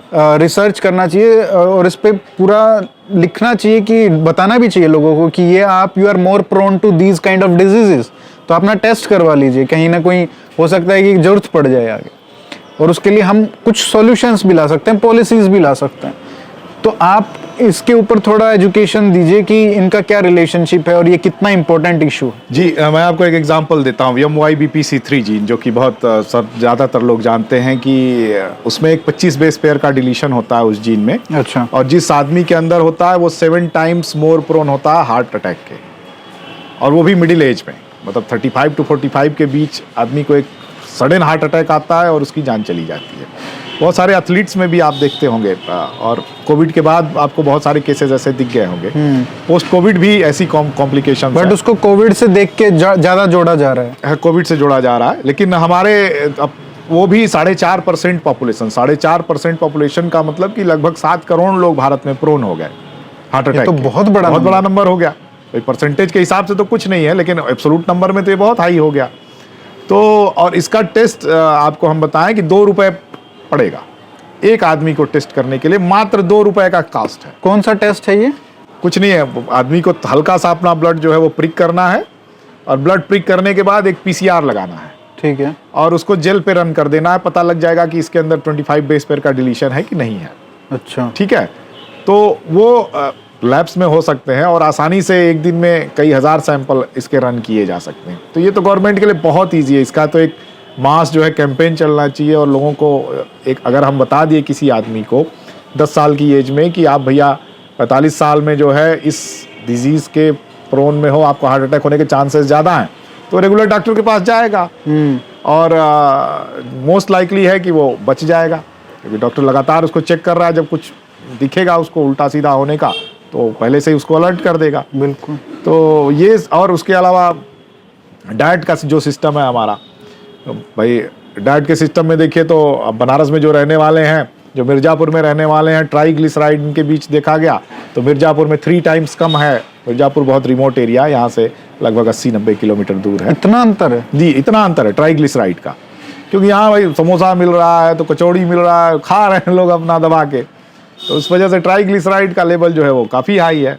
हाँ। तो ये सब भी चीज़ें आपको प्रोन करती हैं किसी भी डिजीज़ के लिए। अब डायबिटीज़ 2 का स्थिति देखिए, डायबिटीज़ 2 के बारे में हाइपोथेसिस है कि एक समय वो जीन हमारे लिए बेनिफिशियल था, क्योंकि जब हमको कंटिन्यूअस फूड की सप्लाई नहीं मिलती थी, इंटरमिटेंट सप्लाई थी, तो इस वजह से जो है हमारा जो कुछ जीन था जो उसको कंट्रोल कर रहा था, क्योंकि बच्चे को भाई कंटिन्यूअस चाहिए, उसको तो 10 दिन बाद खाना मदर को मिल रहा है, तो बच्चे को तो ग्लूकोज कंटिन्यूअस चाहिए, नहीं उसका डेवलपमेंट नहीं होगा। तो कुछ जीन ऐसे थे जो हमको हेल्प कर रहे थे इस मामले में।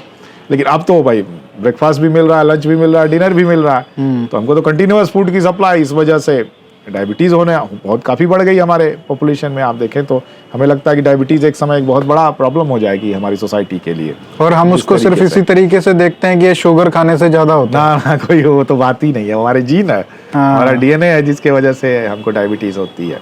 तो अगर हमको पता चल गया कि हम डायबिटीज़ के प्रोन है, वैसे जनरली ये फैमिली वाइज ही रन करती है मोस्ट ऑफ द केसेस में, डायबिटीज़ 2 की अगर हम बात करें तो आदमी को अगर फैमिली में डायबिटीज़ है तो अगर खाली अपना लाइफस्टाइल ठीक रखे तो डायबिटीज़ से बचा रहेगा।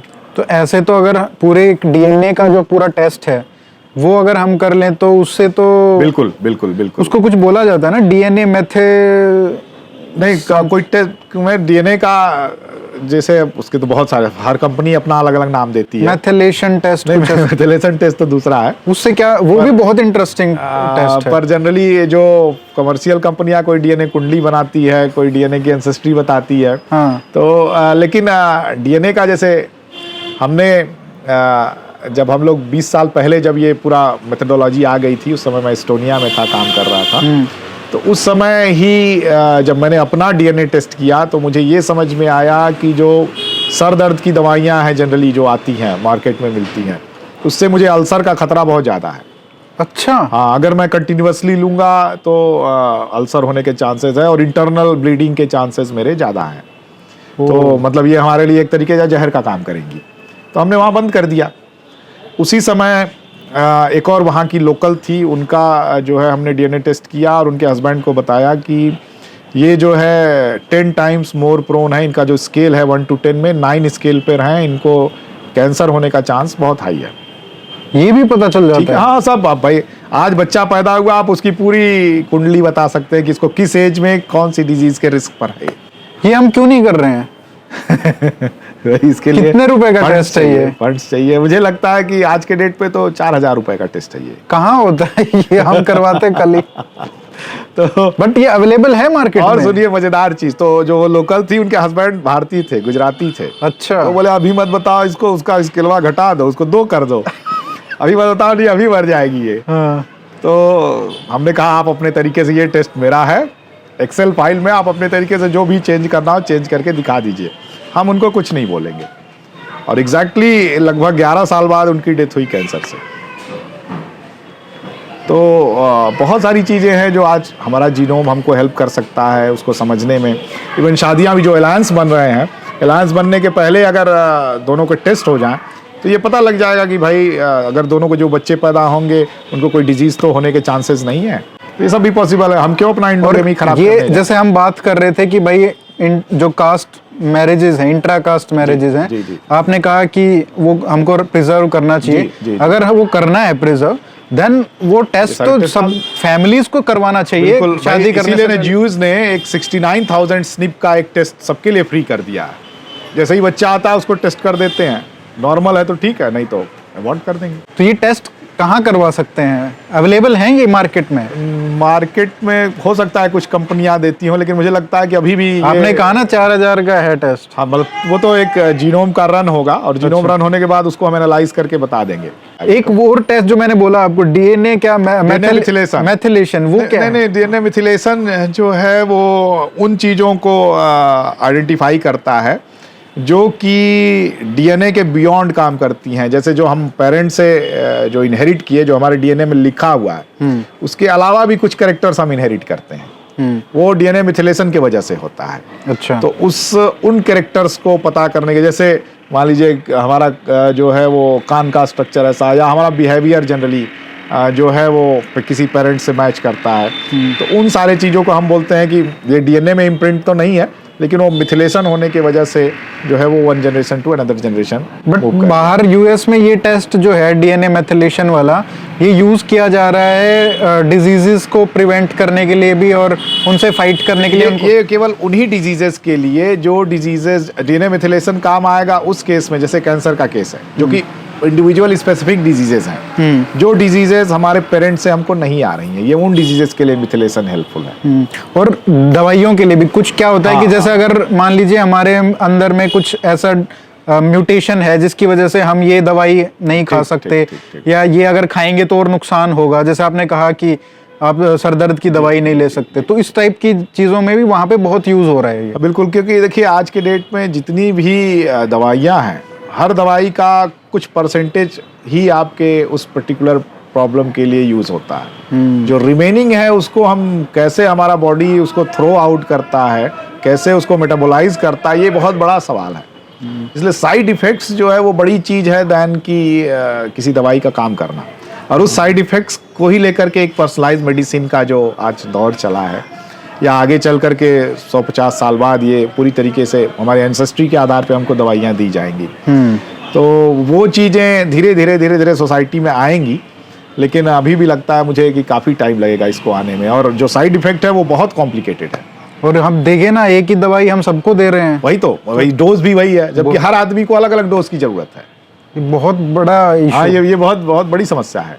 ओके सर, आखिरी सवाल, मतलब बिल्कुल आखिरी तो आपके काम में अभी तक इतना एक्साइटिंग काम आप करते हैं, तो अब तक सबसे इंटरेस्टिंग फाइंडिंग्स आपकी क्या रही हैं, आप क्या कहेंगे? जी, यही एग्जैक्टली सेम सवाल जब मैं पीएचडी अपना ख़त्म कर रहा था, तो जो ओपोनेंट आते हैं वहाँ, उन्होंने भी यही सवाल किया था। अच्छा। कि पीएचडी में आप जो है 4 पेपर लगाए हो, इसमें से 4 पेपर में सबसे बेस्ट पेपर आप किसको मानते हो? तो मेरा जवाब था कि मान लीजिए एक आदमी के 4 बेटे हैं, तो चारों बेटों में से सबको बोलेगा सब बराबर है मेरे लिए। बट जो मेरा काम था, मुशहर एक ट्राइब है, हाँ। क्या शेड्यूल कास्ट है वो, अब तो शेड्यूल कास्ट में कन्वर्ट हो गई, अदरवाइज वो ट्राइब थी। उन लोगों के ऊपर, उनके साथ मैं क्रिकेट खेलता था, तो वो क्रिकेट में ही एक अलग से अपना कन्वर्सेशन कर लेते थे मुशहर लोग आपस में, और वो भाषा हमारे समझ में नहीं आती थी। तब से हमारे दिमाग में था कि इनमें कुछ भाई यूनिक है, देखने में भी अलग। और मुशहर का मतलब कि जो है वो माउस ईटर, जो कि चूहे की, उनको पता, अच्छा चूहा तो अपना कई सारा रास्ता बना लेता है। बनारस में ही है मुसहर कम्युनिटी? हाँ, इस एरिया में अच्छे खासे हैं। हाँ। तो रूरल एरिया में, अच्छा हमारे गांव में भी है, उनके साथ मैं क्रिकेट भी खेलता था, गिल्ली डंडा क्रिकेट ये सब खेलता था। लेकिन उनका कन्वर्सेशन जो है, जो प्राइवेट करते थे तो एक अलग भाषा में करते थे। उनको अपॉइंट करना चाहिए क्रिकेटर्स हमारे टीम में। तो तभी से मेरे दिमाग में था कि इन पे काम करना है। और जब मुझे मौका मिला, उनका जब सैंपल लिया, तो हमें ये समझ में आया कि उनकी जो लैंग्वेज थी वो एक अलग ही भाषा थी। डीएनए तो उनका वही रह गया, लेकिन उनका जो पूरा का पूरा लैंग्वेज है वो 3-4 जनरेशन के अंदर ही पूरा का पूरा चेंज हो गया, पूरी लैंग्वेज रिप्लेसमेंट हो गया, और बिना डीएनए का 1% भी चेंज किए हुए। ये बड़ा एक्स्ट्रॉर्डनरी था, क्योंकि कोई भी पॉपुलेशन जो है वो जनरली जब रहती है अपने अगल बगल के पॉपुलेशन के साथ डीएनए भी शेयर करती है, लेकिन इस पॉपुलेशन ने, क्योंकि उस समय उसको अपने मास्टर्स के या उन लोगों के खेत में जाके काम करना था, स्कूल में बच्चों को पढ़ाना था, और वो लैंग्वेज दूसरी थी, तो उन्होंने पूरा का पूरा अपना लैंग्वेज चेंज कर लिया, और बिना पॉपुलेशन के साथ मिक्स हुए अपनी जो जेनेटिक एंसेस्ट्री है उसको बनाए रखा। उसके अलावा देखिए, जो काम था, हम लोग अजनाला का जो काम किया वो अभी भी कंटिन्यू कर रहा है। और हम लोग बहुत दिन से परेशान थे कि अजनाला का पूरा बताइए, समझाइए कि हुआ क्या था उधर। अच्छा, तो अजनाला की कहानी जो है वो, अच्छा कुछ चीज़ें तो रैंडम निकल के आती हैं, मतलब ना आप डिसाइड करते हैं कि हमको इस पे काम करना है, समहाउ नेचर ही आपको अपॉइंट करता है कि आपको ये काम करना है। तो अजनाला की डिस्कवरी भी उसी तरीके की बड़ी एक्स्ट्रॉर्डनरी डिस्कवरी है। सुरिंदर कोचर नाम के एक व्यक्ति थे, बहुत हैं, अभी भी हैं, फॉर्चुनेटली अभी रिसेंटली उनको हार्ट अटैक आया, लेकिन ठीक ठाक हैं वो। तो वो आदमी मतलब इतने जो है पैशनेट पर्सन है कि जब वो अजनाला पे काम करना शुरू किए, तो वो उसी एरिया के रहने वाले थे, अमृतसर में अजनाला है, अमृतसर डिस्ट्रिक्ट के बगल में। तो अजनाला पे वो एक पत्रकार भी थे, हिस्टोरियन भी थे, और वो जब काम करना शुरू किए, वो कुछ चीज़ें खोज के ले आते थे कि हिस्ट्री में क्या हुआ है, उसको वो फिर लोगों से पूछते थे, अपने अखबार में लिखते थे। तो ऐसे ही राह चलते उनको एक किताब मिली। उस किताब में अजनाला का जिक्र था, और ये था कि 282 सोल्जर्स को जो है यहीं अजनाला में एक्सक्यूट कर दिया गया, फिर एक कुएं में फेंक करके कुएं को बंद कर दिया गया। अब अजनाला का पूरा परिदृश्य बदल गया था। उस जगह को खोजना कि कौन सी जगह है, उनके लिए बहुत मुश्किल काम वो था। दंत कथा थी। जी, भाई कुछ होता है अगर मान लीजिए, तो वो हमारे दादाजी बात करेंगे, फिर हम बात करेंगे, फिर ऐसे ही वो जनरेशन टू जनरेशन मूव करती है, लेकिन कोई डॉक्यूमेंट्री एविडेंस तो उसका होता नहीं है।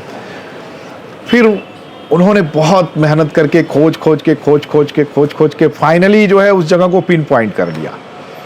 और वो जगह आज उस समय आज के डेट में ऐसी हो गई थी कि उसके ऊपर गुरुद्वारा बना हुआ था। गुरुद्वारा का दिया जहाँ जलाया जाता है, उनके हिसाब से उसी के नीचे हड्डियाँ दफन की गई हैं। अब अगर किसी रिलीजियस स्ट्रक्चर को एक जगह से दूसरे जगह शिफ्ट करना होता है तो बहुत बड़ा समस्या है आज के डेट में भारत में। उनके लिए भी समस्या आई, उनको सब पागल समझने लगे कि फालतू की बात कर रहा है। उसी समय तब तक यूपी में जो है एक बाबा बोले थे कि यहाँ सोने का बहुत बड़ा खजाना मिलेगा, खुदाई हुई और वहाँ कोई खजाना नहीं मिला। तो लोग उसी से उसको जोड़ के देखने लगे। बहुत चिट्ठियाँ उन्होंने प्रधानमंत्री ये वो सबको लिखी। ये 2012 की बात है, लेकिन कोई सुना नहीं, कहीं से भी कोई रिस्पांस नहीं आया उनको। लेकिन वो पैशनेट थे, उनको तो खोजना था। उन्होंने पहले गुरुद्वारा कमेटी से बात की, फाइनली गुरुद्वारा वहाँ से हटा के, गुरुद्वारा वालों को लगा कि हम जहाँ दिया जलाते हैं उसके नीचे बहुत सारी हड्डियाँ दफन है, तो ये अच्छी जगह नहीं है। 100-200 मीटर उधर गुरुद्वारा नया बना। फिर एक दिन ये अपनी पूरी टीम लेकर के वहाँ खुदाई करने पहुँचे। 5 फीट खुदाई हो गई, कहीं कुछ नहीं दिखा। तो लगी पब्लिक चिल्लाने।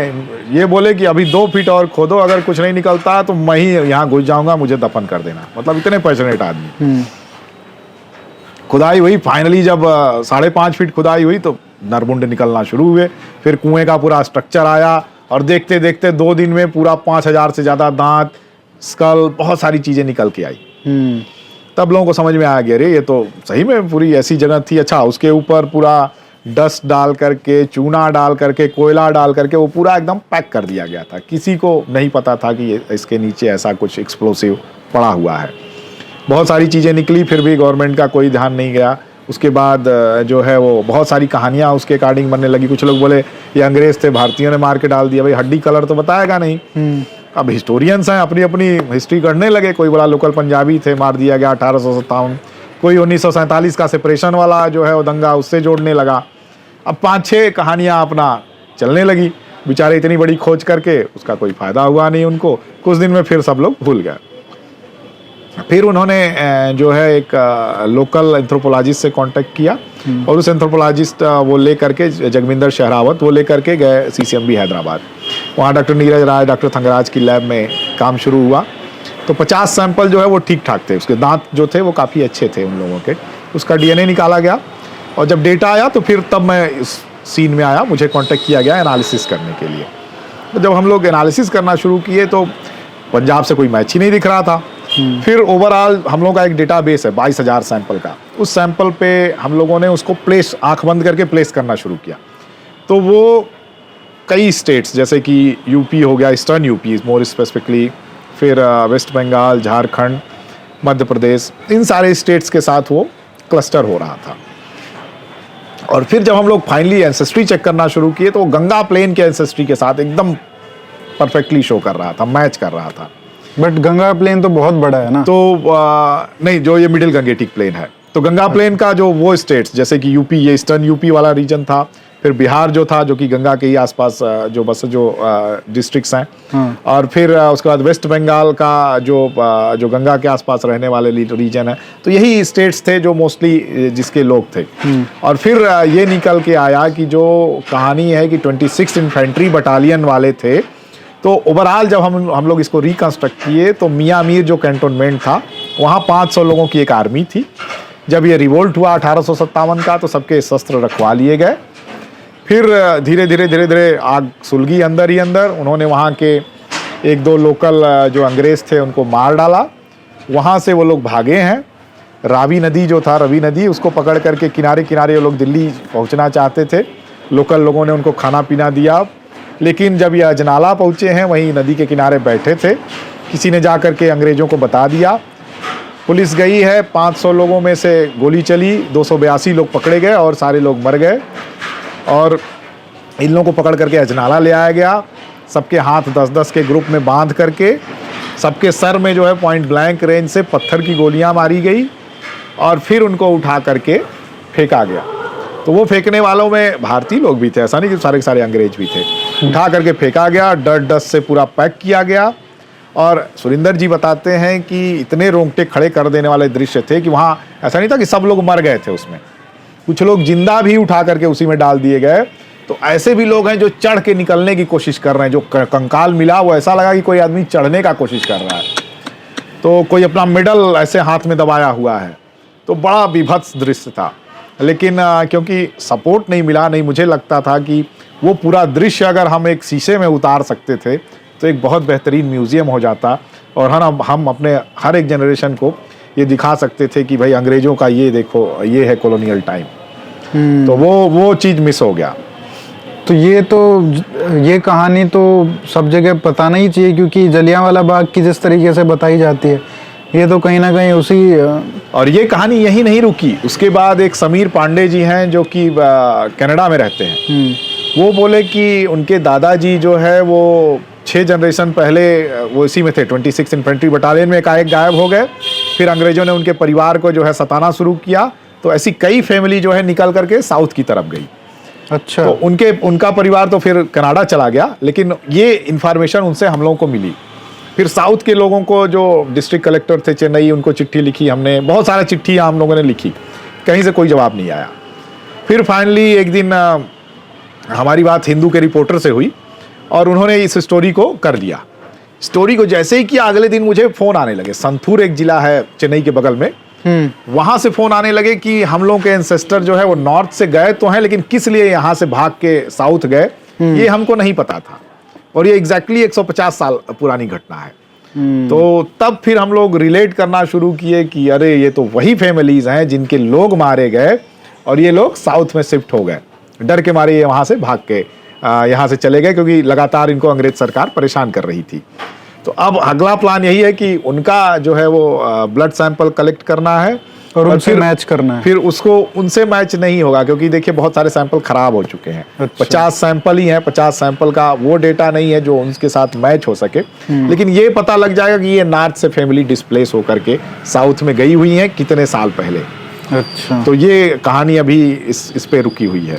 ये कहानियाँ बहुत महत्वपूर्ण है, क्योंकि 1857 की जब बात आती है तो पूर्बिया जो सोल्जर्स थे जिन्होंने रिवोल्ट किया, जी, उनकी कहानियाँ बताई नहीं जाती हैं, और जो दबाया गया उनके रिवोल्ट को, उसके बाद उनकी फैमिलीज के साथ भी किस तरीके का व्यवहार हुआ कि उनको वहाँ पे जीना ही मुश्किल हो गया। और ये भी 1857 से 1947 जब तक देश आज़ाद नहीं हुआ, मुझे नहीं लगता कि एक भी सोल्जर को इस रीजन से रिक्रूट किया गया नहीं। ब्रिटिश आर्मी में। जी। तो जो मार्शल रेसेस का जो कॉन्सेप्ट आया वो भी शायद इसी का एक उनका लेसन था कि हमको उन्हीं रेसेस को प्रमोट करना है जो जिन्होंने 1857 को दबाने में महत्वपूर्ण भूमिका निभाई। अरे इसके पैरेलल एक और कहानी भी चल रही है। वो ये कहानी है कि इंग्लैंड के एक पब में एक खोपड़ी मिली। उस खोपड़ी की आंख के कोटर में एक चिट्ठी है। उस चिट्ठी पे लिखा हुआ है कि मैं जो है वो क्या नाम था, कोई मुस्लिम वो हूँ, मैंने अंग्रेज सरकार के खिलाफ रिवोल्ट किया, तो इस वजह से अंग्रेज सरकार ने मुझे पकड़ा और फाइनली मुझे तोप में बांध करके उड़ा दिया गया, और मेरी खोपड़ी को जो है वो इंग्लैंड में लाया जाएगा महारानी को देने के लिए एज ए ट्रॉफी। तो एक कैस्टिलो करके मेजर थे, वही लेकर के गए थे, लेकिन वो एक पब में गए, वहाँ पीने के चक्कर में वो भूल गए, वो खोपड़ी वहीं पड़ी रह गई। फिर एक हिस्टोरियन थे वैगनर करके, वैगनर के हाथ वो खोपड़ी लगी। उन्होंने पूरी खोजबीन की उसके बारे में, एक बहुत अच्छी बहुत पॉपुलर बुक लिखी उस बारे में कि ये कानपुर का एक जो है वो सोल्जर था, और उसको फिर फाइनली वो कोविड के पहले इंडिया ले आकर के दफनाना चाहते थे। उसके रिश्तेदारों को भी उन्होंने खोज लिया, वो दिल्ली में है। अच्छा। के रिश्तेदार, हाँ। और लेकिन तब तक कोविड आ गया। उसके बाद फिर वो गवर्नमेंट से रिक्वेस्ट किए हैं कि उसको वो इंडिया में लेकर के आएंगे, और फाइनली जो है वो मिर्जा आलम बेग जो है वो आलम बेग की कहानी BBC भी इसको कवर की है कई सारे जगहों पे। तो आलम बेग की खोपड़ी जो है वो भारत आएगी और फाइनली उसका अंतिम संस्कार होगा। गजब। तो ये भी पैरेलल स्टोरी चल रही है। शायद उसी इन्फेंट्री बटालियन के थे आलम बेग, जो भाग खड़े हुए, और अंग्रेजों का मोडस ऑपरेंडी था कि हिंदू मुस्लिम के लिए तो पूरी बॉडी चाहिए अंतिम क्रियाकर्म करने के लिए, तो तोप में बांध के उड़ा देते थे। उड़ गया तो उसका सर बचा, सर को उसने पहले छोड़ दिया, जब चीटियां वीटियां खा गई, सर एकदम स्कल क्लियर हो गया, तो लेके इंग्लैंड चले गए। महारानी को ट्रॉफी देने के लिए। इनके अलावा सर अजनाला वाली कहानी और इसके अलावा क्या सबसे एक्साइटिंग काम रहा है? जी, और जो कि इंडिया और मेसोपोटामिया के बीच का जो संबंध था उस पे पोलिश साइंटिस्ट जो है वो लोग काम कर रहे थे। उनके पास जो है पिछले 5000 से लेकर के लगभग 200 साल पुराने तक के सैंपल थे। मतलब कि रोमन पीरियड का जो लोअर पीरियड था वो रोमन का टाइम था, और रोमन पीरियड से लेकर के जो ब्रॉन्ज एज का अर्ली ब्रॉन्ज एज था तब तक का पूरा सैंपल था उनके पास। 4 अलग अलग सैंपल, 4 अलग अलग पीरियड के, और वहाँ उनको इंडियन हैप्लोग्रुप मिलने लगे। तो फिर वो लोग मुझसे कांटेक्ट किए, उस समय मैं एस्टोनिया में था। तो फिर उनका जब डेटा एनालिसिस किया तो ये क्लियरली दिखा कि ये सारे इंडियन हैप्लोग्रुप हैं जो कि या तो ट्रेड के थ्रू या माइग्रेशन के थ्रू इंडिया से मेसोपोटामिया में गए हैं। तो इंडिया मेसोपोटामिया के बीच भी एक बड़ा जो है क्लोज रिलेशनशिप था, पीपल का भी मूवमेंट हो रहा था और ट्रेड का भी एक बड़ा रिलेशनशिप था, जो कि आर्कियोलॉजिकल रिसर्च में दिखता भी है, मिलता भी है। और उसके अलावा जो है वो जो ये महारानी थी जिनकी जो है डेथ हो गई ईरान में, अच्छा, तो उस महारानी के भी हड्डियां जो है वो टेस्ट की गई। उस महारानी का भी डीएनए जो है भारत के अलग अलग सबके साथ मैच कराया गया। कौन सी महारानी है ये जो है वो कॉकसस रीजन की महारानी थी। शाह अब्बास जो है वो ईरान पर्शिया के राजा थे। तो शाह अब्बास बड़े फेमस है वहाँ, मतलब एक अच्छे राजा के रूप में। उन्होंने जो है आक्रमण किया जॉर्जिया के ऊपर। जॉर्जिया में उस समय राजा नहीं थे और रानी का ही जो है शासन चलता था। तो रानी वहाँ इतनी पॉपुलर थी कि लोग उनको देवी की तरह मानते थे। अटैक किया, हरा दिया, रानी को अपना जो है बंदी बना करके ले आया। तो वो राजा रानी पे प्रेशराइज कर रहा था कि उनके हरम में शामिल हो जाए, लेकिन महारानी जो है वो ज़्यादातर पूजा पाठ में लगी रहती थी, वो रिफ्यूज़ करती थी लगातार। तो लगातार उनके पर टॉर्चर करता रहता था। तो भारत से 2 जो है वो भिक्षुक पहुँचे वहाँ, और वो किसी तरीके से महारानी के संपर्क में आए जेल में ही। तो महारानी जो है अच्छा बोलती थी तो वो उनके फॉलोअर बन गए। फाइनली महारानी के ऊपर इतना अत्याचार हुआ कि महारानी मर गई। तो उनके कुछ अवशेष ये दोनों जो भारत के भिक्षुक थे, कब्र को खोद करके कुछ अवशेष उठा करके भारत में ले आए। गोवा में एक चर्च के नीचे उन्होंने इसको दफना दिया। अब उसके बाद जब यूएसएसआर से जॉर्जिया अलग हुआ तो ये कहानी भाई वहाँ भी थी, लोकल में रन कर रही थी। तो वहाँ की गवर्नमेंट ने इंडियन गवर्नमेंट को बोला कि एक सर्च कमेटी बनाई जाए, इसकी खोज की जाए। 1-2 बार सर्च किया गया लेकिन कुछ खास मिला नहीं। फिर फाइनली जो है एक ग्रुप जो था, जो इंडियन ग्रुप था आर्कियोलॉजिस्ट लोगों का, उसको एक बक्से में मिली, और एक जो किताब में लिखा हुआ था लोकेशन ये वो करके वो उसको हड्डी मिल गई, लेकिन 3 अलग अलग हड्डियाँ मिली। तो अब इसमें से महारानी की हड्डी कौन है ये कंफर्म नहीं हो पा रहा था। फिर उसको लेकर के सीसीएमबी है, ताहिर साहब थे उस समय आर्कियोलॉजी के हेड थे जो है वो, और बहुत ब्रिलियंट जो है वो आर्कियोलॉजिस्ट हैं। लेकर के उन हड्डियों को सीसीएमबी गए, फिर वहाँ एनालिसिस हुआ, फिर डेटा हम एनालाइज करना शुरू किए। तो उसमें जब हम लोग पूरे भारत के साथ लगभग उस समय 7-8 हज़ार सैंपल का डेटा था हमारे पास, जब उसको मैच कराना शुरू किए तो भारत के वो किसी सैंपल के साथ मैच नहीं किया। वो हैप्लोग्रुप U1b में जाता था। U1b इंडिया में है ही नहीं। तो फिर जॉर्जिया के जो है मॉडर्न सैंपल मंगाए गए। तो जॉर्जिया के 2 मॉडर्न सैंपल के साथ वो मैच कर रहा था। और फिर अदर जो 2 और जो हड्डियां थी वो भारत के साथ पूरा 100% मैच कर रही थी। तो लोगों ने ये अनुमान लगाया कि जो दोनों फॉलोअर्स थे जो इंडियन थे ये उनके हैप्लोग्रुप हैं, पर जो ये वाली हड्डी है जो कि U1b में फॉल कर रही है वो हड्डी मोस्ट लाइकली जो है वो क्वीन केटेवन की है। और फिर अभी मेरे ख्याल से लास्ट ईयर ही हमारे जयशंकर जी, माननीय जयशंकर जी, उन्होंने उस हड्डी का एक छोटा सा पार्ट जो है वो जॉर्जिया के अपने काउंटर पार्ट को सौंपा, और फाइनली जो है भारत और जॉर्जिया के बीच एक अच्छा रिलेशन बना इसके वजह से। तो ये कुछ एक्साइटिंग क्या मतलब, ये आपका जो फील्ड ऑफ स्टडी है ये मौका देता है इस तरीके की जो फाइंडिंग्स हैं उनको डिस्कवर करने का। बिल्कुल। तो अपनी हिस्ट्री है, अपना हेल्थ केयर है और अपना फ्यूचर है, ये सब आप अपना फोरेंसिक है, ये सब आप सुदृढ़ कर सकते हैं। अभी हम वहीं जा रहे हैं, टेस्ट करेंगे डीएनए। अभी कल ही मैं वो शीना बोरा का केस आया है ना इस पे, हाँ एग्जैक्टली, आप उसको देखिए, उसमें बहुत बड़ा सवाल नेटफ्लिक्स पे जो आई है, वो सब बहुत बड़ा सवाल उठा दिया डीएनए टेस्टिंग के ऊपर कि डीएनए टेस्टिंग जो है वो ठीक से नहीं की गई है। तो अभी भी तो उसके रिमेन्स रखे हैं, उसको टेस्ट किया जा सकता है और सोल्व किया जा परफेक्टली जो है वो भाई जिस तरीके से इंद्राणी मुखर्जी जिस तरीके से जवाब दे रही है, या तो वो बहुत बड़ी जो है वो कॉन्स्पिरेसी थियरी बनाने की मालकिन है, और या जैसा मतलब मोस्ट लाइकली यही है, या तो भाई निर्दोष है। नहीं सर, ये जो फील्ड ऑफ स्टडी है ये तो बहुत मतलब सबसे एक्साइटिंग फील्ड है। एक चीज आप जरूर मेंशन करिएगा कि हमारे जो युवा हैं वो इस एरिया में इसलिए नहीं आते क्योंकि इसमें पैसा नहीं है, ग्रांट नहीं है, लेकिन ऐसा नहीं कि ये ऐसे ही परसिस्ट करेगा। टाइम के साथ इसमें नाम भी होगा और इसमें जो है पैसा भी आएगा और एक कंट्री की जो है मदद मिलेगी। तो इतनी बड़ी देश में अगर 2-4 हैं, गिन लीजिए आप, डॉक्टर थंगराज, नीरज राय, मैं, कुछ कोलकाता के ग्रुप वाले हैं, डॉक्टर राकेश तमांग, तो आपको उंगली पे 7-8 लोगों को आप गिन सकते हैं जो इस एरिया में काम करते हैं। 150 लोग होने चाहिए जो इस एरिया में काम करें और इसको आगे बढ़ाएं। भारत का जितना स्केल है उस हिसाब से तो जी इतने तो यूएस में 500 वैज्ञानिक हैं, बताइए। हाँ, तो मतलब 500 वो जो कोर मतलब टॉप पे हैं, और तो पीछे तो कितने उसके साथ, और एक इंस्टीट्यूट का फंडिंग बिलियंस में है। वो बिल्कुल बिल्कुल भाई, मैक्स प्लांक जो है वो पूरा ह्यूमन हिस्ट्री पे ही काम करता है। अब आप जो पिछला वाला स्वेंते पाबो को मिला था नोबेल प्राइज, वो तो निएंडरथल के जीनोम को सीक्वेंस करने के लिए मिला था। अब भारत में पूछेंगे भाई उसको सीक्वेंस करने से क्या फायदा होगा? इतने लोगों ने येती देखा है, उसका भी पकड़ के कर लो कुछ। तो इसी नोट पे sir thank you so much. अभी तो ये आपने जैसे कहा है 10% ही शायद आपका जो इन्फॉर्मेशन है वो हम निकाल पाए हैं, बट हम और बहुत सारे जो हमारे संवाद हैं वो हम करेंगे इन फ्यूचर। आप दिल्ली आएँ तो हम ज़रूर एक इसका फॉलोअप कॉन्वर्सेशन करना चाहेंगे।